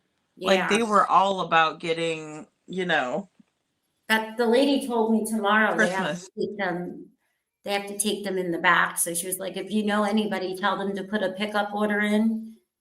Just go into the app and see whatever stores are near you and just get all the stuff for a pickup order to try to get it or just go in person. Yes. Well, I was so glad that you wanted to do the Halloween thing because I was like I was waiting on Amazon and then I was like, oh my gosh, I was like, it's never going to get here. And then they finally delivered it because I would have had it Saturday. Um, but yeah, they were like, the office is closed. And I was like, well, you could bring it to put it on the picnic table or something. Like, so, but I thought that was awesome that you were available too, because I know everybody was doing trunk or treats with the kids and, all of that. I got a picture of my daughter and her boyfriend. She was the Pikachu and he was the boy from, I'm not familiar with all of that kind of stuff, but she made a cute Pikachu, that's for sure. Aw, that's awesome. That Yeah. was the thing. It was like, how do we do it without it being, tacky and or disrespectful to talking about Sebastian or but then it's like it's his favorite holiday, and if he is out there, there's a lot of us that think highly of you and don't ever think that you're not, cared for and, we think that they're jerks for talking about you like that. They're Aw, thank you, jerks. Mom. And I feel the same way about you. I'm like, I love, having you up on panel. Like you bring so much to the table. And I think that's like part of the reason why they do want to kind of silence the people that do, have some smart commentary because they can't really say much else. But, I don't know about you. I don't feel like I'm a green team. I just feel like I'm Sebastian's army. We're trying to get awareness out there, but I also I don't like seeing anybody else getting, like, I don't like it on either side, and I know you feel the same way, but it's just, either way, Well, I I just don't want agree. people to get hurt. I mean, that's not the goal. No, and I totally agree with you. And I think it's just that there's just, we can have fun and there's a time and a place for anything, but you and I can be feisty too. We're not perfect. It's just about Oh, being I'm feisty. respectful. You Yes. know, he's a missing child. We're talking about things that are, like have some decency.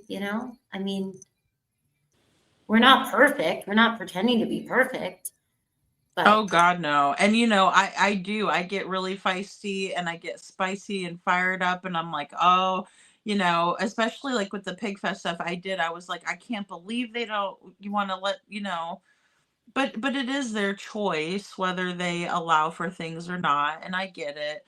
I just saw so many opportunities that we could have really, brought awareness. And I know that a lot of times we people did. don't. I get it. It's a tough subject and people are trying to have a good time and you know it is, You have it's your shirts on. So, I mean, there's not just, that's just like having the flyer. right. And I love that, I do. I love having that shirt. I love having the bag because, that way I know that, because you can't wear the same shirt every day, but your bag, you carry it around. I think that's such a good Yes. idea. Yeah, I got to get another one because the one I had, its face got way crumpled and it was just awfully like, I'm not going to carry that around. He's missing half of his cheek. I know. Well, and I want, I know. Well, and I wanted to even see how we could get some of those made even for Devlin's mom because I know she'd like to have one of those. Um, Yeah, you I got to know, see like how is it really that like, because I printed two of the iron-ons, but I'm wondering if there's got to be a lower cost way to do it because even for me right now, like things, everything has gone through the roof. So our finances everything. are not, I can't just spend $100 like I used to be able to have my little mad money. So I there's got to be a know. way to help and get her a couple and do it a little less pricey than the people that print them as a business. I know. Exactly. Well, and you just hate to like sell things like that, but then again, I mean, how else can you do it? And then on top of it, I wouldn't want to take from Seth, but I also think that it's a good idea for missing parents too. So and again, like what you said, everything is getting so outrageous and people are losing their benefits and things like that. It's just been really, really rough. And I finally talked Jessica into doing a GoFundMe. I didn't even ask her really. I was like, we're doing it. I was like, you need to do this. You need to get back over there to Michigan. You also need to get yourself, you need to take care of yourself, and that's the biggest thing I think, that I've tried to convey to her is just she's got to take care of herself and she can't think about, Sabrina taking the reward money and them looking badly on her. You No. know, Well, that's what I told you. We'll talk about it, but if she wants, I'll have her come on and I can, do my little part.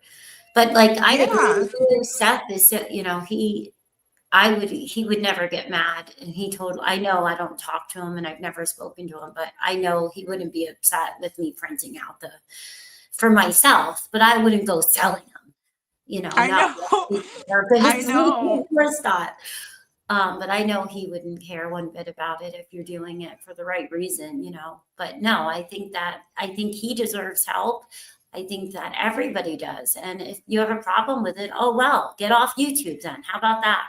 You don't have a problem making 10 grand, a month off of crap, but I'm gonna stop. I'm tired. I'm gonna be nice. I get it though, mom, and I do because it gets to the point where it's like, okay, well, you know, Yeah. I'm like, if I have to do a little krama to help a woman feel good about herself and to have her teeth comfortable or to get her to the area where her child's in, then I'll play ball. yeah. Well, and I mean that's the thing because I know that it's probably bubbling and a brewing, and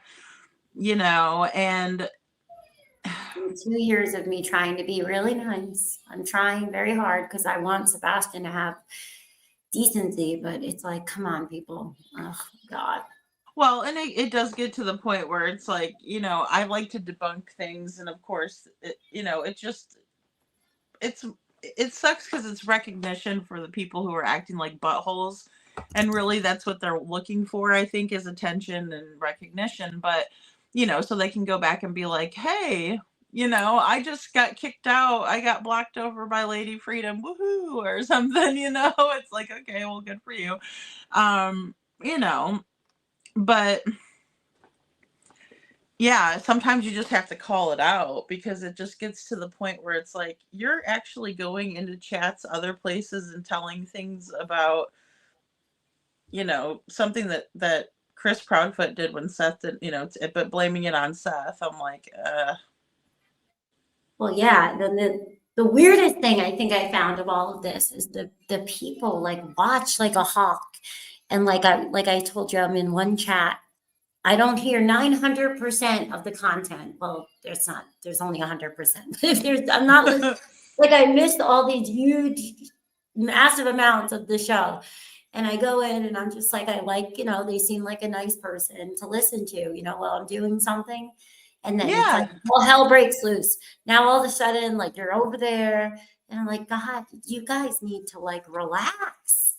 If this is really what Yeah. you do all day is just watching the chat and you think it's like, oh my gosh, like, I know. Well, and that's why I hate like outing another creator. I just can't with, some of it. I'm like, I might as well talk about it because it's a subject people are talking about, so might as well, but yeah, it's not helpful. I, I, you know. I totally agree. It does seem like that. They have done a lot to stop the search and to stop, the fires and, and that sort of thing. They've done a lot. Um and it is unfortunate. And I mean, they did swoop in and, oh, we're sponsors and, all of that nonsense back and forth. But, one thing that I learned is I think a lot of people do know about Sebastian and they do care. I kind of sometimes I told you, like, I kind of almost feel bad. And that's why I think people get so like suspicious because there's so much nonsense that's happened. And I get it, They're like, oh, well, then she must be with Clue or she's with Chris, or I'm like just playing what for what? Like, but it's because I also am like, do you realize like what you're doing to yourself? Like, this is awful. Like, when I think about it, like Clue, that's it. Like that's what she's known for now. You Yeah, know what I because in the mean? Like beginning that's she it. Like was, yeah, she was kind of trying to figure things out, I think, and then, yeah, like I can't help but kind of like feel bad. I'm like, if people are telling me this looks great, like no, it looks awful. I'm just being honest. Like you have a yeah. huge ski mask on the sign, and when you click on it, the content is off the charts for that day. You know? Oh, I know. Like that's what was really surprising to me. I was like, like you're not going to even try to change it, that kind of a thing. Like, Hey, Jen. and I get it, but I think that's just how I am with everything in my life. I could always be, objective, even if I don't like somebody or I don't like their personality, I could still, empathize with like, okay, well, maybe they did this because of something else, or maybe that, or, but I'm Yeah, well, and I think I would be able to listen to her if she was talking about true crime cases because I do think that we all have something to bring to it. But when it's not really anything to do with any of that, I'm not interested. Like I watch a lot of true crime, yeah, um, you same. know. Yeah, Yeah, I so I didn't would really rather care. watch that. Like I'd rather watch somebody, again like Stephanie Harlow or Grizzly's really good. Some of the ones that I watch. Matt Thibodeau, I really enjoy him. He's got great updates. Um, so I gear myself more towards the people that are actually talking true crime. Same with your channel. Even Little Red, does a lot with the true crime. So, Well, um, it's boring to me too. It's like even at least when you're watching reality TV, it was sad years ago when we realized a lot of it was also kind of scripted and edited, but it's different. And it's like the few times that I check these other channels, I'm like, this is so boring. How are you still going out one person? What are you doing? Like, how are you all here every day? Your mental health cannot be good. And then I'm like, if I had to do it for work, right? If I was paid to do it, you'd have to pay me a lot. I don't think I could do it. I would not be able to do it. There's no way. Just like no, I couldn't do it. You know, I'd I be so agree. bored. I think it's boring. I also think it's boring for like our audience too that listens to us because I think they are looking for true crime updates and stuff like that. Yes. They don't really, I mean, yes, they like to hear it from us and stuff, and but I think that's another thing that I've learned through the process is that like the people that are here, they're actually here to hear about true crime, not all Yes. the other baloney, which is just that's just what it is It's baloney. not interesting. Like It's if just you're going to Starbucks, you want a coffee. You're not going there trying, to get, well, a burger. I guess they sell food, but you know what I mean. Like you're not going to Starbucks to buy a book. right, exactly. Unless it's in a Barnes and Noble, but usually I'll just like read a couple excerpts. I'll read a little bit while I'm there. Why not? Yeah, you can But tell it's time for bed because my analysis are really bad. My own allergies, for you're so example. funny, mom. And no, but you're right though. I see what you're saying. It's like, there's a reason people are coming in. I mean, yes, they like to talk with each other and and all of that, but I think it also has a lot to do with, what they're looking for and I don't see how they could hate on a particular person every single day. Like it would get so old. Not a You clue. know. But I wish them well. I wish everybody well, unless you heard Sebastian or somebody, but I don't think they did. I'm just saying, like I do. I wish the best for everyone, and I wish that people could, just be a little more decent when we talk about these kids. These are Oh, active yeah. cases, and we should be helpful in some way. Yeah, and I think the biggest thing is awareness, and then also talking on the theories. I know that not everybody's going to agree on that, but it's always good to work through. And I'm interested in continuing on to work with other creators in that way. Like even the collaboration that we had with Don B and Jules and Jen it's just really been so valuable. And I'd rather listen back to one of my lives when I have other people on the panel, not just me talking the whole time. So um Well, you thank know you for having me, and thank you all for being here, yes, talking with us, and hopefully we all have answers soon. I sure hope so. Yeah, let's do it again very soon, Mama, and we'll get together for another collab. I would love to do the cameras, like going over those, and you can kind of show us around because you're familiar with the area. And I am a little bit, but something might even click in for me if we're doing that. I think that would be really cool to do that. So. Sounds great. We definitely will have to. All right, Mom. And well, thank you so much. And thank you guys all for being here. And we're going to sign off. So, love you guys all and have a great rest of your night.